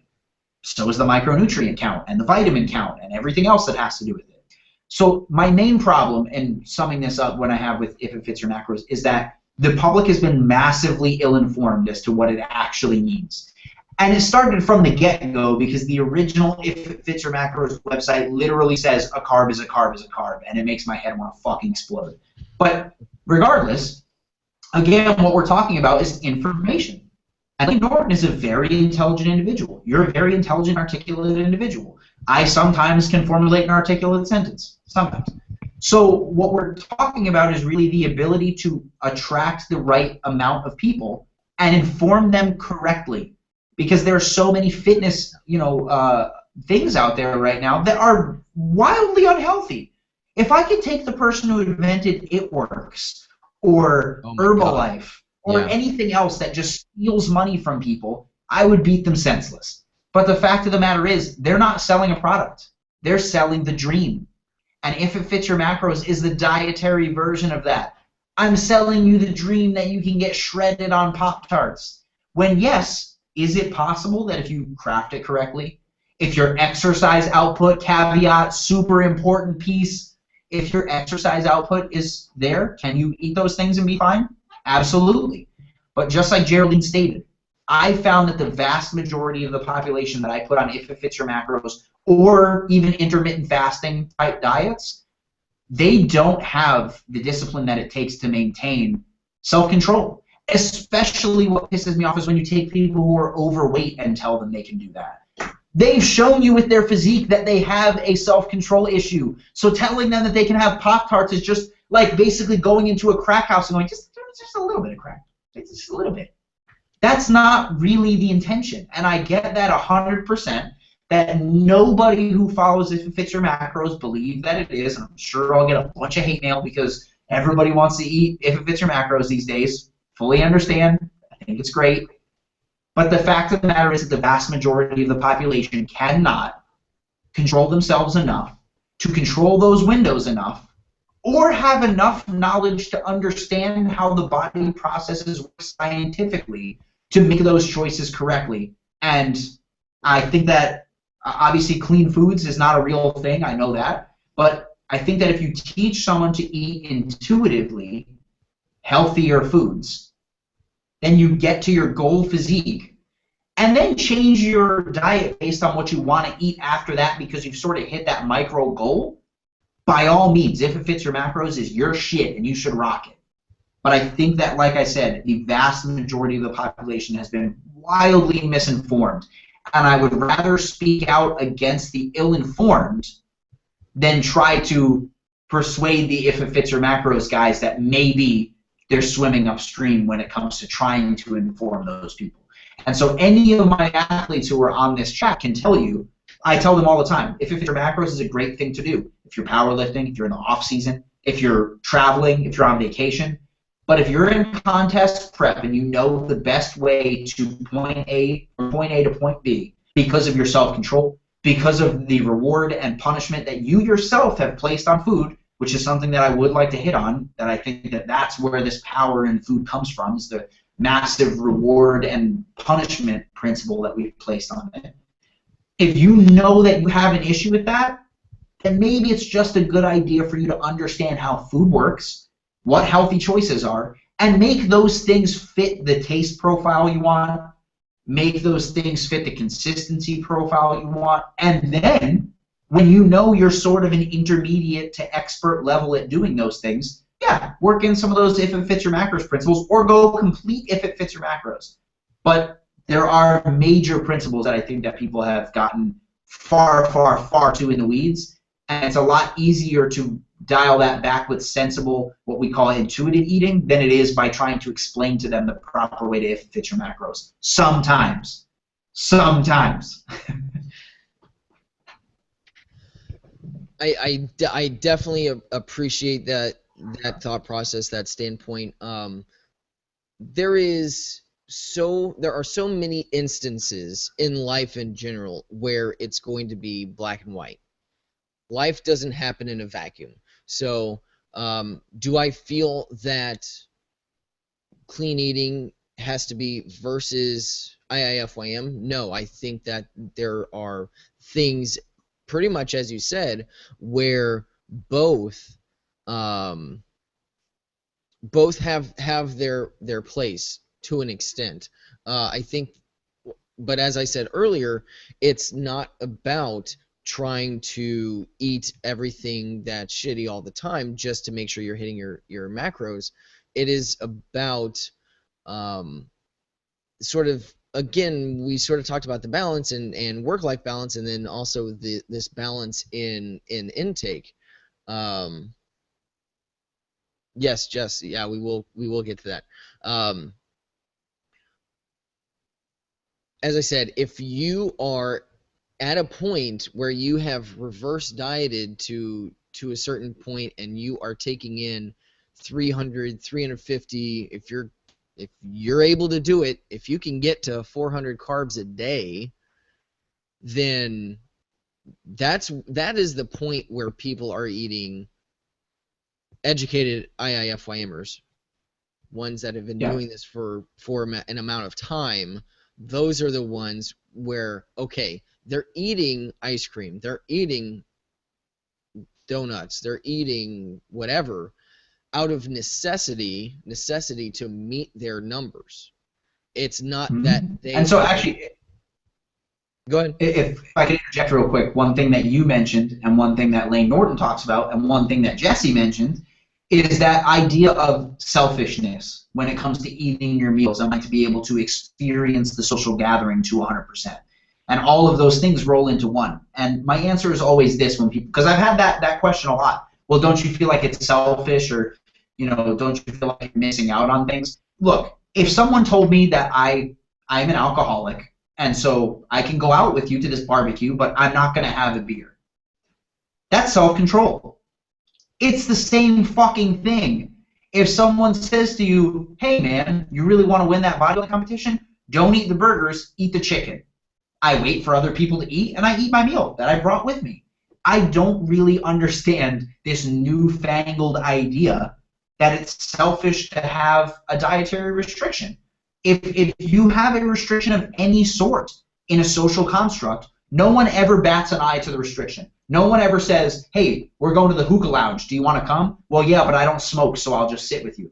Ideally, that's a stupid analogy because you're going to be inhaling massive amounts of methane gas and carbon dioxide and carcinogens just by sitting in the room. But simply what I'm saying is if someone decided they wanted to go to the beach to go tanning, and you were like, well, I have lupus, I can't really be in the direct sunlight, I'll bring an umbrella and I'll sit with you guys.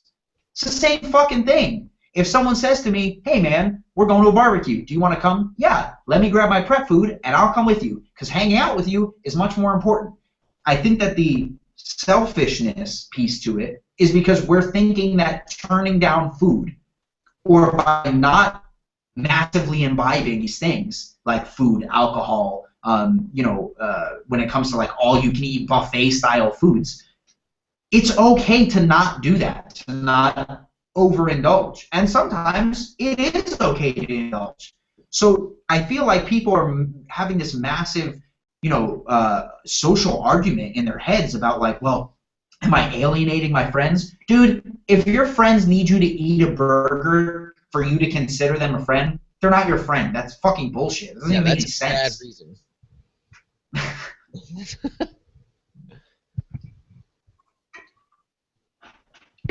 Yeah, absolutely. There should be no reason why food should have that much power over somebody.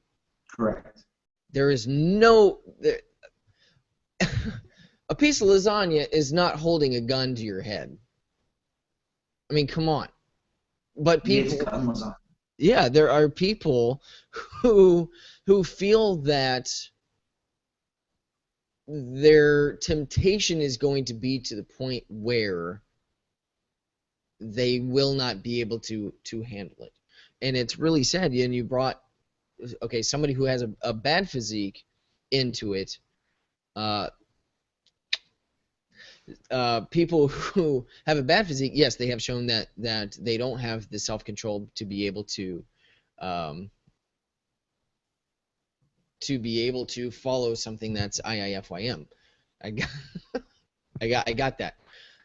So if you are somebody who is consciously putting yourself through a contest prep, one would hope that you maintain some level of self-discipline.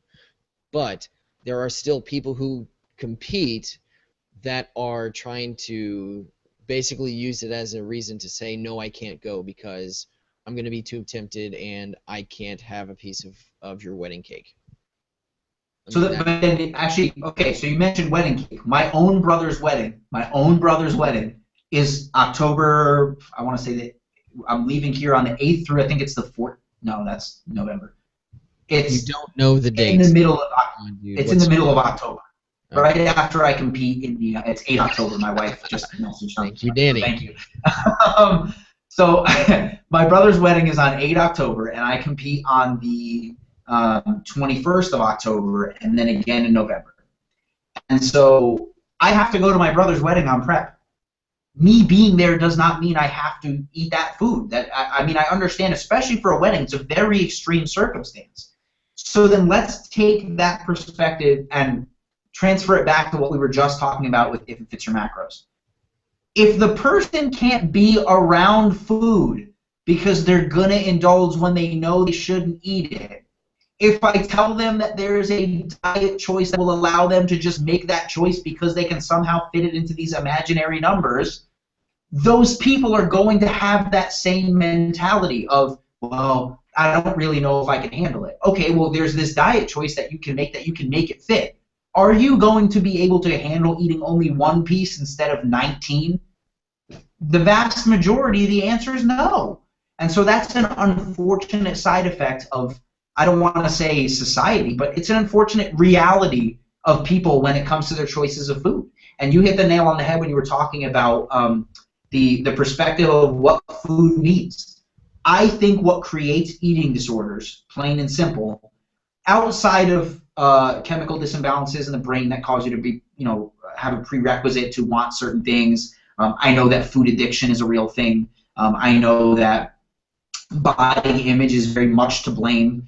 But a vast majority of fitness competitors that I've met, and even that my wife and I have helped coach through eating disorders, are the punishment and the reward aspect of food. Food is food. It is sustenance. It is minerals. It's vitamins. It's macronutrients. It's life. It's not a gift. It's not a punishment. At no point in life should you ever consider food to be a reward or a punishment. You shouldn't consider to yourself to say, I'm not going to eat any more carbs because I don't deserve them. Okay, well, enjoy the metabolic damage. I am going to eat whatever I want for the next 5 days because I earned it. Okay, well, enjoy the extra 20 pounds. It does not work that way. You don't earn things. It's not a badge that just goes away at the end of the day. Now, the perspective of a competitor is going to be a little bit different. 2 to 3 days after a competition, your body really wants nutrients, okay? But it also needs calories to rebound, so reverse dieting is very important. But you also want to know that with your family, go celebrate, have a couple meals outside of a normal diet here and there. If you have another competition coming up, get back on your diet. If you don't, reverse diet back up. But the problem is that everybody wants to consider food to either be a punishment or a reward. And that's really where the issue comes in people's understanding of food. The diet food is not punishment. It's literally the steps you are walking to get the best you to step on stage. Period. End of story. Come on. Hold on. Okay. Now,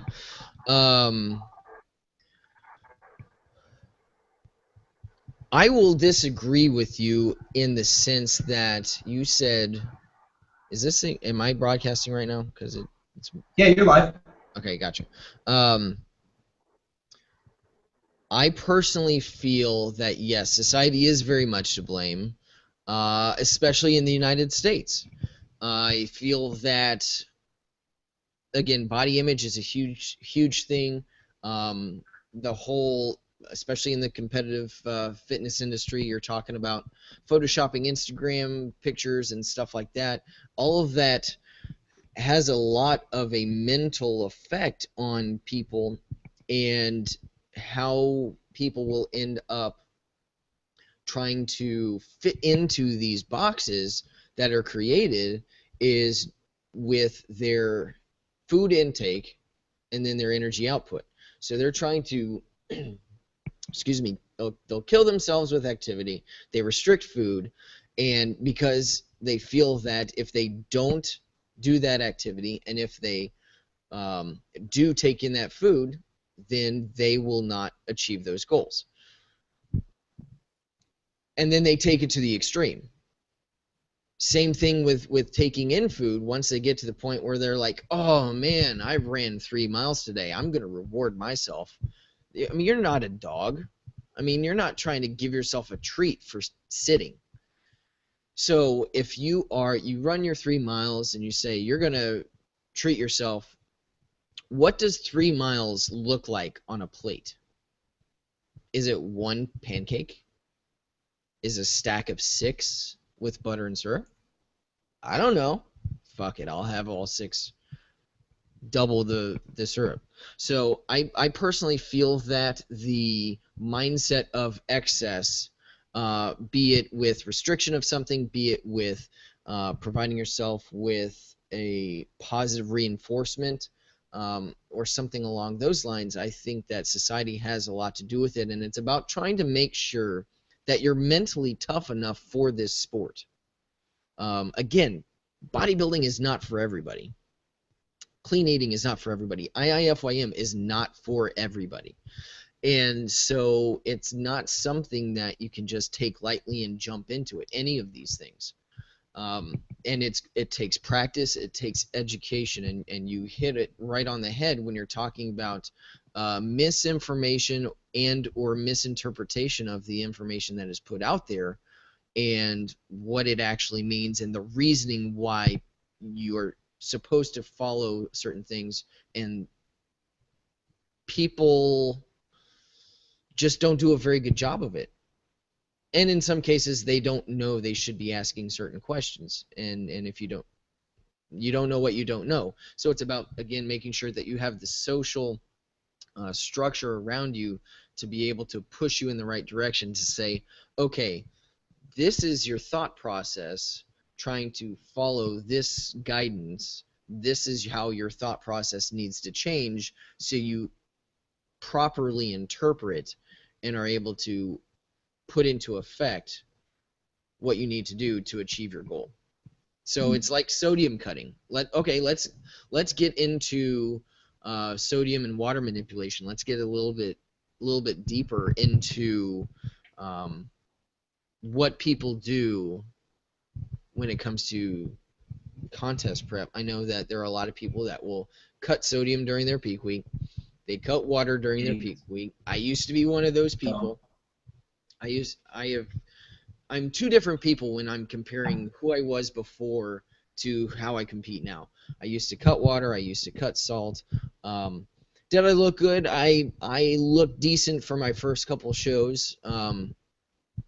But I also know now that had I been taking in the proper amount of sodium, had I been taking in water, that I probably would have looked a whole lot better, and I probably would have been a whole lot healthier as well. People are very they have no problem with sacrificing health in some of these situations, especially when they're trying to do whatever it takes to make sure they're looking the best they can when they're on stage. So with that said, let's go over some of the stuff you do, unless it's proprietary information for your clients, what you do when it comes to the peak week. Sure. No, I definitely don't have anything that's proprietary. I think that really when you talk about proprietization of peak week, you're talking about differences in genetics. And the perfect example of that is when I tell people, I have a very specific sentence that I tell beginners that I tell veterans, that I tell everything else. Everyone in any sport who's ever used me as a coach can tell you that I've said this to them. There's no such thing as ready. A body that's 100% there where you go, yep, I'm going to win. That doesn't exist. You never know who's going to show up. You never know how you're going to feel that day, how the body is going to react. You never know, maybe during peak week you start to look great and then you flatten out and we have to adjust numbers. You could have the best body you've ever had by a long shot and still lose. So that's the problem, is that people think there's this, I'm ready, I'm going to win. Sure, you might look like you could win, but claiming victory is not something you can do until you're on the car ride home with the medal in your hand and a Snickers bar in your belly. It's just the way it is. And so I think the proprietization of peak week is a huge joke.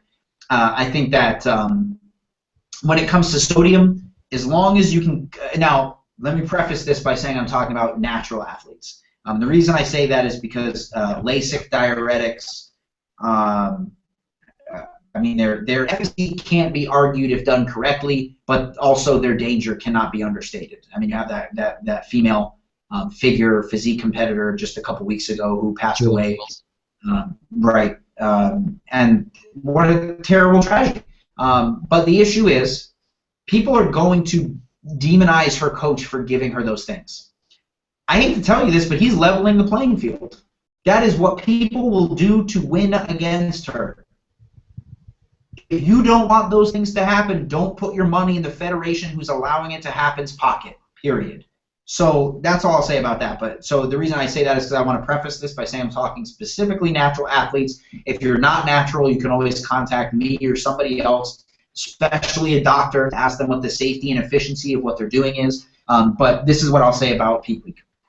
There are hundreds of roads to the same monument. And by that, I have seen people who will not change their diet at all the way through prep, and just change basically their exercise output and additions of cardio to get where they need to be. For power lifters, there's a huge misconception that for their deload week leading up to competition that they're supposed to eat shit burgers and pizza and stuff. Nope. Guess what? You're just as susceptible to the body, fighting against you as anybody else.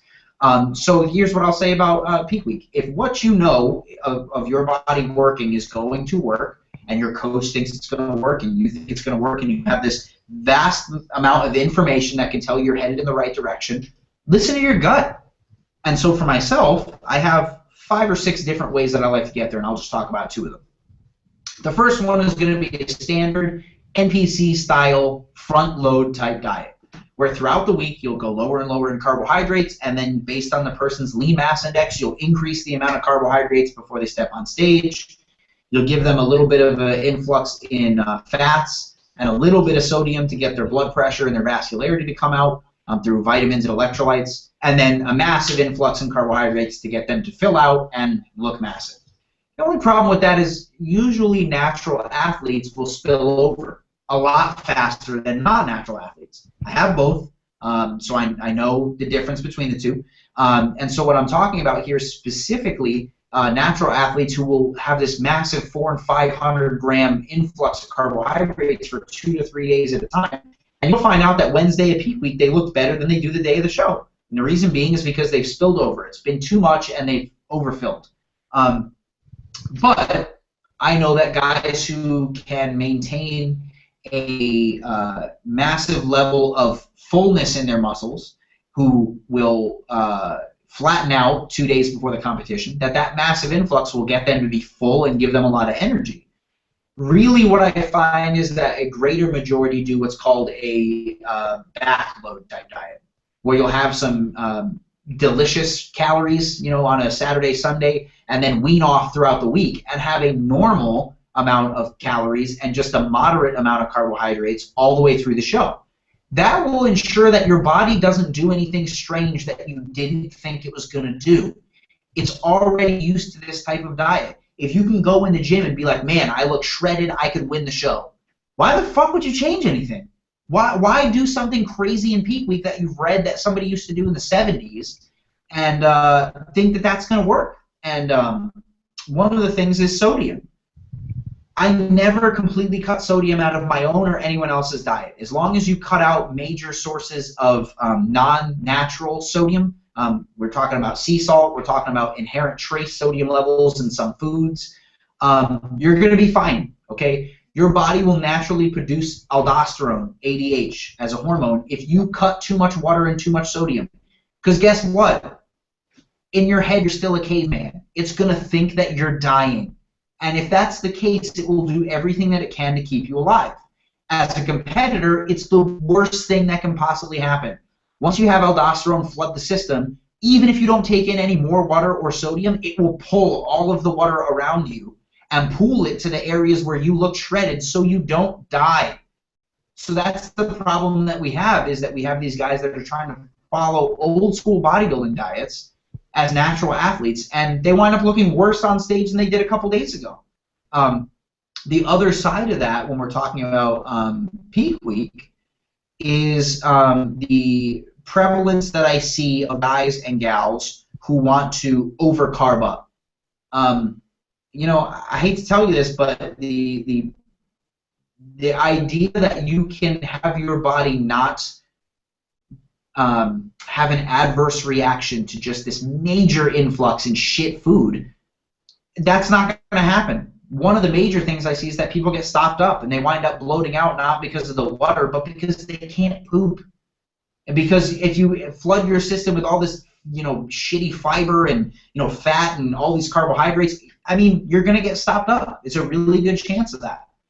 So when it comes to peak week, I really do think that the way to go is to follow the body's proven system as to whether or not it's going to work.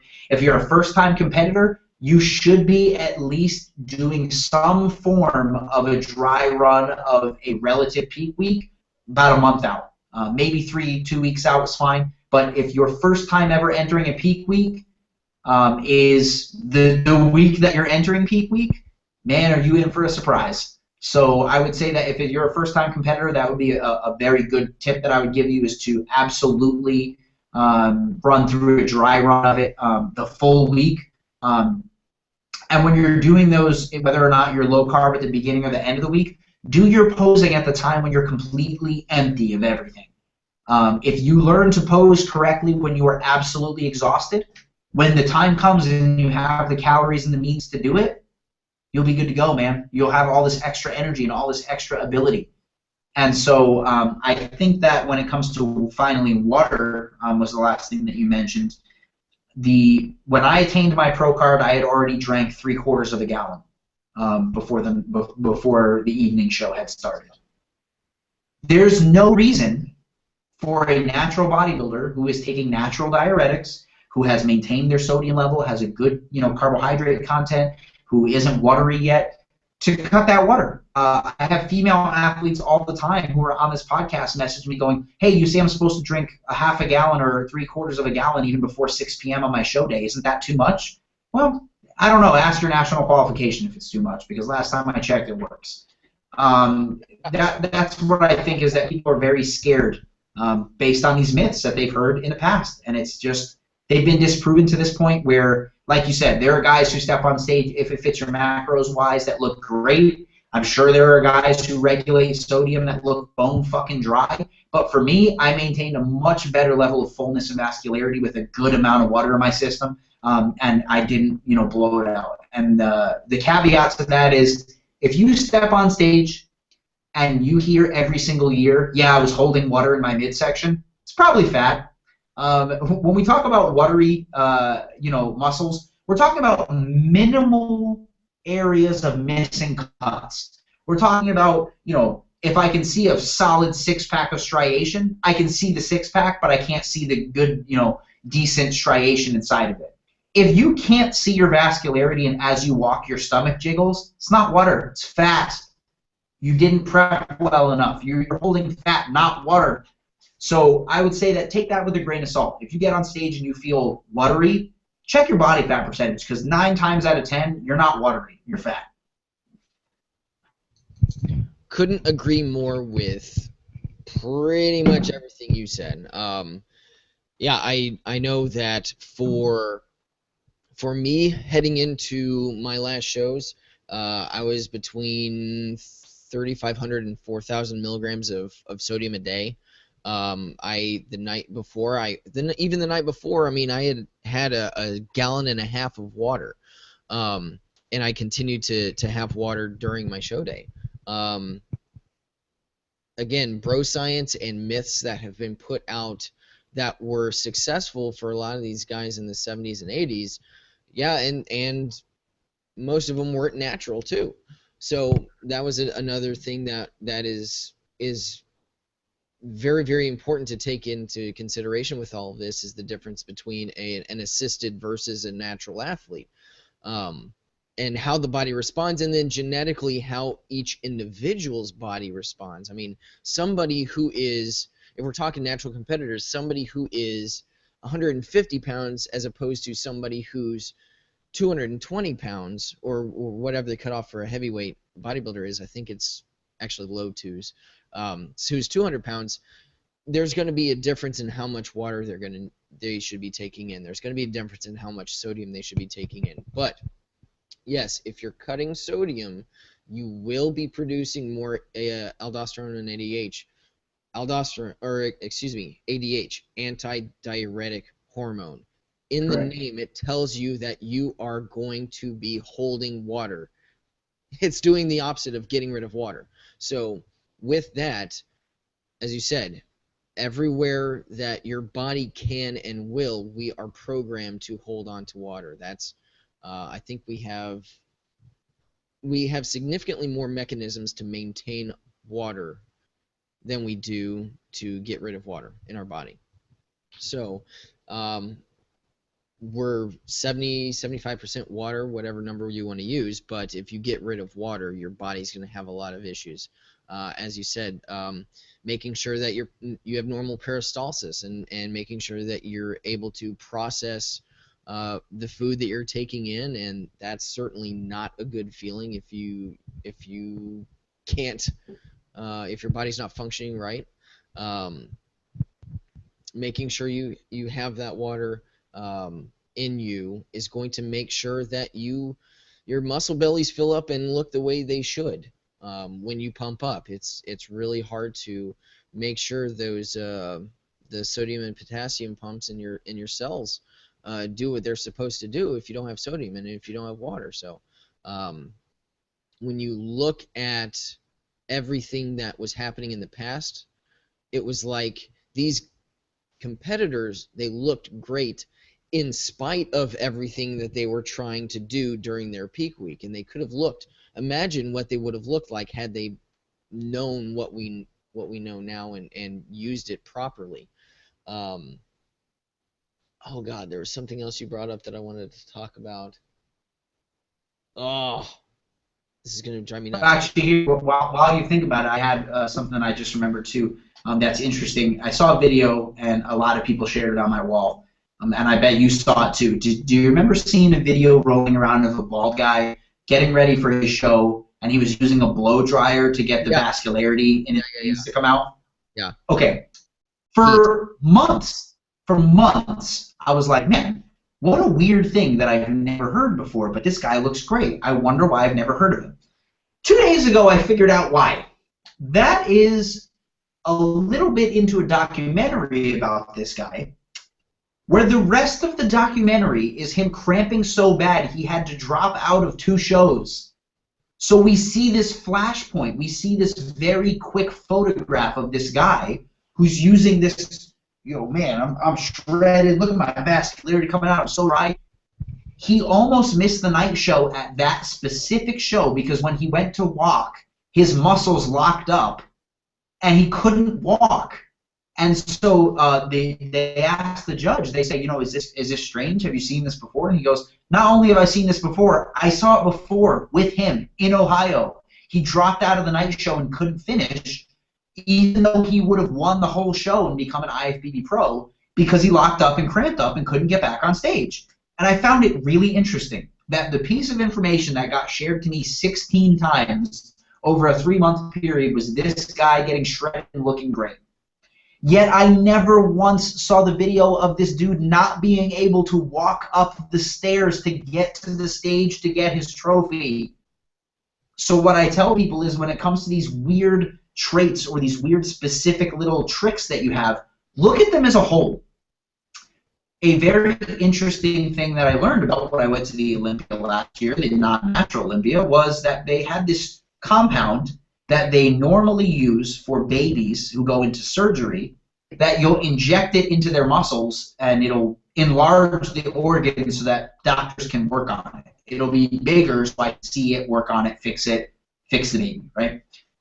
These bodybuilders who were competing in the Olympia, if they couldn't get their pump because of their carbohydrates, would literally inject this into their muscle bellies so that they would grow. Just like you would expect a baby liver to grow if you injected it into it. So you had these people injecting things that were making their muscle bellies bigger. I look at the point in time, and I look at their photo and say, holy shit, this guy looks fucking great. I probably don't see the 2 days afterward where the injection site is sore, where I can't walk correctly because I have damaged muscles from it being engorged for so long. I'm not saying that people who compete aren't going to leave the stage sore. But that's a whole new level of stuff that talks really specifically about peak week snapshots that we don't like to really talk about. And that is the effect of, right, if this person looks like this at this one point in time, what's the actual health effects? What's the after effects? What do they look like, feel like? What do their insides look like? What's their health like after? And that was a perfect dichotomy of it. Was this guy who looked just so amazing in this one video, but nobody saw the end where he almost fucking died.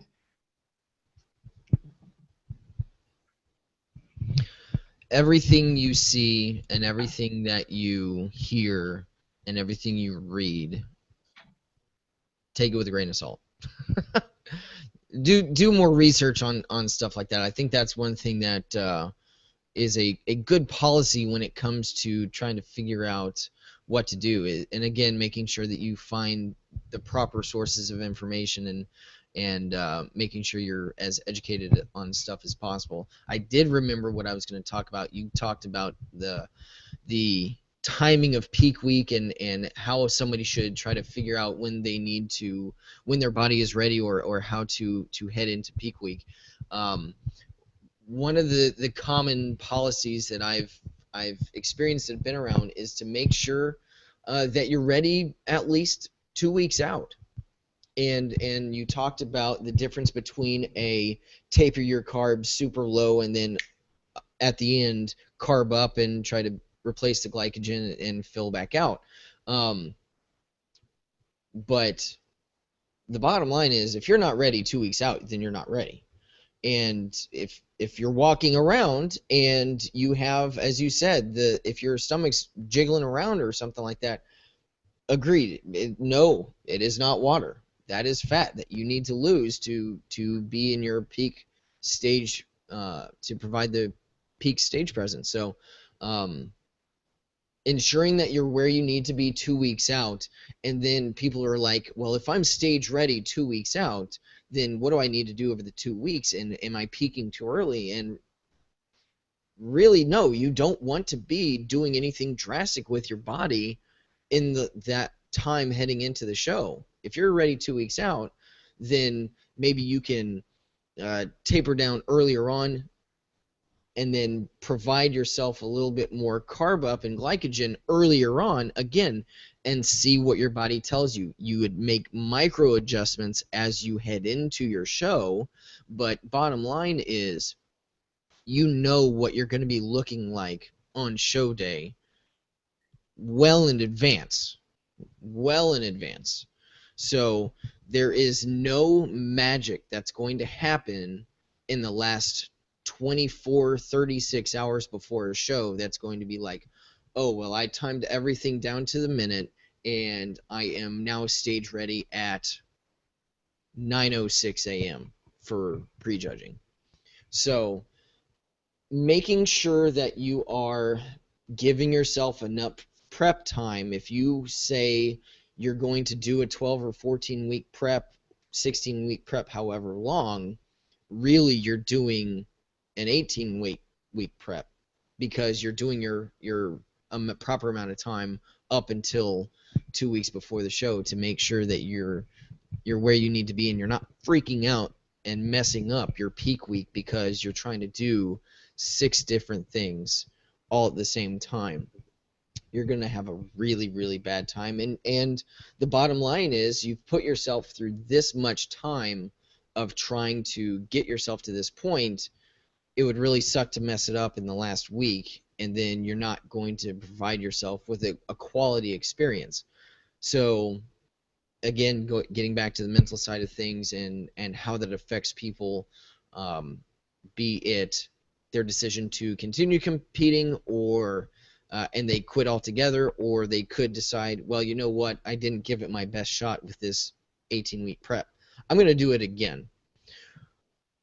And then they're going to do the exact same thing, and they're going to have a bad experience, and then it sort of acts like a vicious cycle. So I think with a contest prep, you end with peak week. So are there any other topics that anybody, either you, Brandon, or anybody in the group that's still with us that would like to discuss or hit before we call it quits? One thing I do want to mention is I do want to stress the importance of reverse dieting afterward. It's not even necessarily, because I know that there are some people who are like, I don't want to revert. I don't want to go right back on what seems like a prep right after the show. So what I'll say is this: if you can maintain after the show, at least for 5 to 7 days, 1 to 2 meals that are whatever you want to have in them, without being like cheat meal sized meals, like you just go to dinner with somebody and eat whatever, and then remain relatively strict on lean protein sources, vegetables, and keep the carbohydrates relatively low for a couple days, then go medium, then go higher, and then go maintenance calories. You'll save yourself a lot of metabolic damage, and you'll save yourself a lot of hassle. But what I'll say is, when it comes to peak week itself, expect to be tired. Expect to be, a little bit lacking in motivation, in strength, in focus, in pump for the workouts, in a lot of things. Trust me, it will come back when it needs to be if you've programmed correctly. But this is what you train for. So be happy and don't let little things that you consider to be weaknesses or to be things that change for the worse. Don't let those things take away from the specialness of that day of competing, no matter how many times you've done it before.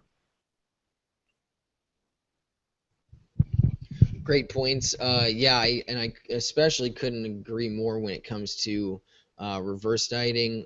You do need to provide your body with that rebound a little bit, in the sense of, hey, you have dieted yourself down, you have restricted calories, blah blah blah. So the more you have done that, your body's going to be craving that extra nutrition. So you need to get more in you to allow your metabolism to recover. But when it comes down to it, as you said, you're going to save yourself a lot of hassle and a lot of work when it comes to your next prep. Because if you're able to make your metabolism work for you, and you take care of it coming out of your show, you build it back up.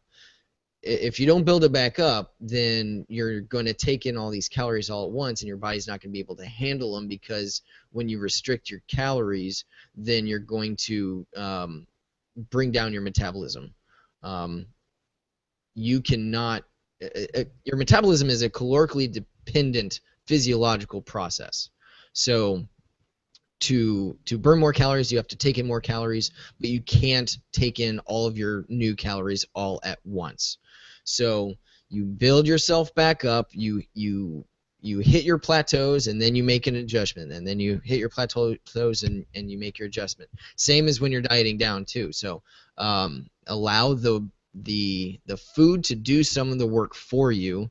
You build your metabolism back up coming out of your show, and you are able to put on quality mass and make your body do what you need it to do without adding on a lot of fat.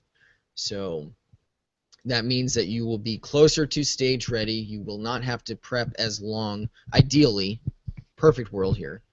You will not have to prep as long. You will not have to lose as much weight. You will be able to make smaller adjustments and get more out of them. So I think you couldn't have said it better with making sure that you allow yourself a little bit, but you can't. Right. Don't go overboard when you're coming out of the show. Definitely. So, any alibis? Anybody have anything more? I'd just like to give a couple of shout outs right here at the end if I could.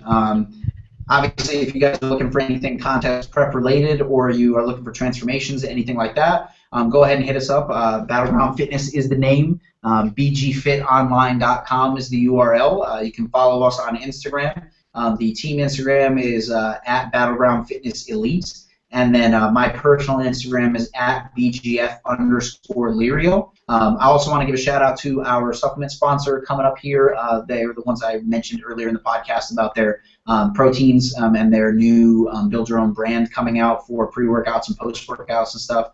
Got a little stuff coming in the works possibly for Battleground Fitness type supplements as well. That'll be Custom Wellness Solutions, NCN's Custom Wellness Solutions. You can follow their Instagram at YourCWS or just search Custom Wellness Solutions on Google and pull up their, obviously their DEXA scan tested type protein. And then what we also want to do is I'm going to give a shout out to, we have a couple videos that are coming out as I'm prepping for the Olympia. What we're going to do is do like a Road to the Olympia type video series that I start filming tomorrow. So keep an eye on my Instagram and my Facebook, which you can just search my name. It'll be PNBA Pro Bodybuilder Brandon Lirio. We'll be posting those up weekly, all the way through the Olympia. And anything else that you could need, just hit us up. We like helping. We like spreading science and the real talk of fitness, just like we had today. And obviously, I want to thank you for having us, man. And hopefully, we can do this again real soon. Definitely. This was a great conversation with everybody here. I'm glad that we were able to work through our technical difficulties earlier and make sure we were still able to allow this to happen. Would definitely like to continue to work closely. I mean, we've known each other for a long time since we were stationed out at Vandyland. But our lives have diverged, and now they've come back together here with this common lifestyle and these common goals, and it's been a great experience for me. I know I love competing. I love the people that I've met. It's been a game changer for me. I know that long term this is something that I want to stay in. As I mentioned earlier about getting my exercise science degree, I want to be a strength and conditioning coach. So I certainly appreciate the opportunity to sit down and talk with anybody and everybody about this. This is my passion. So first and foremost, I do want to give a excuse me, I'm getting choked up here, verklempt. I want to throw a shout out to you. Thank you for sitting down and taking the time and actually reaching out to do something like this. I had a lot of fun, and shout out to everybody who has joined us and stuck with us through this group chat. Without you guys, then this is just Brandon and me talking back and forth and whatnot. So ain't nobody want to hear that. For me, all of my social media is TAW Fit Physique. My initials Fit Physique. So I try to post as much inspirational, motivational type stuff. I do also want to give a shout out to Military Muscle. They are militarymuscleinc.com, at Support Military Muscle on Instagram, as well as the Military Muscle Foundation. Through the military, we obviously have a lot of connections. The military is a small world, so those connections are usually pretty close, much like us, you and me, Brandon. So I've been able to meet a lot of great people, not only through the military, but through fitness, and I certainly appreciate all of the support that I've received, so I try to help out anybody I can in that way. Yeah, speaking of support and Military Muscle, I also want to give them a shout out. I'm an elite athlete under Military Muscle, and I really can't express enough the amount of support that they provided me as an athlete when it comes to not just helping me run my business when it comes to personal training for Battleground Fitness, but Rob, who's their current CEO, runs the show over there. Naomi, who runs the warehouse and gets you guys all your gear and stuff like that. You don't have to be military affiliated to be military muscle affiliated. So go ahead and hit up the website that Alex provided. I can't say enough good things about the entire company and about their message as a whole. So yeah, support military muscle. Yeah, absolutely. Shameless plug. I am an ambassador for them, so if you do order anything, use MMWEGS on their checkout page. You get 10% off, and I get credit, and it's one big happy family, right? So, I think that is about it. Yes, agree, Emilio. Rob is a great guy. They're doing competition shorts. What? I think Rob just helped him out personally, to be honest with you. Gotcha. All right. So yeah, if there's nothing additional, I think that'll do it, and hopefully we'll be able to do another one of these at some point in time. If you guys are interested, even contact us and give us topics that you might want to talk about, and we'll see what we can put together. But other than that, I hope everybody has a great rest of their weekend, wherever you are in the world. And take care, everybody. Stay swole.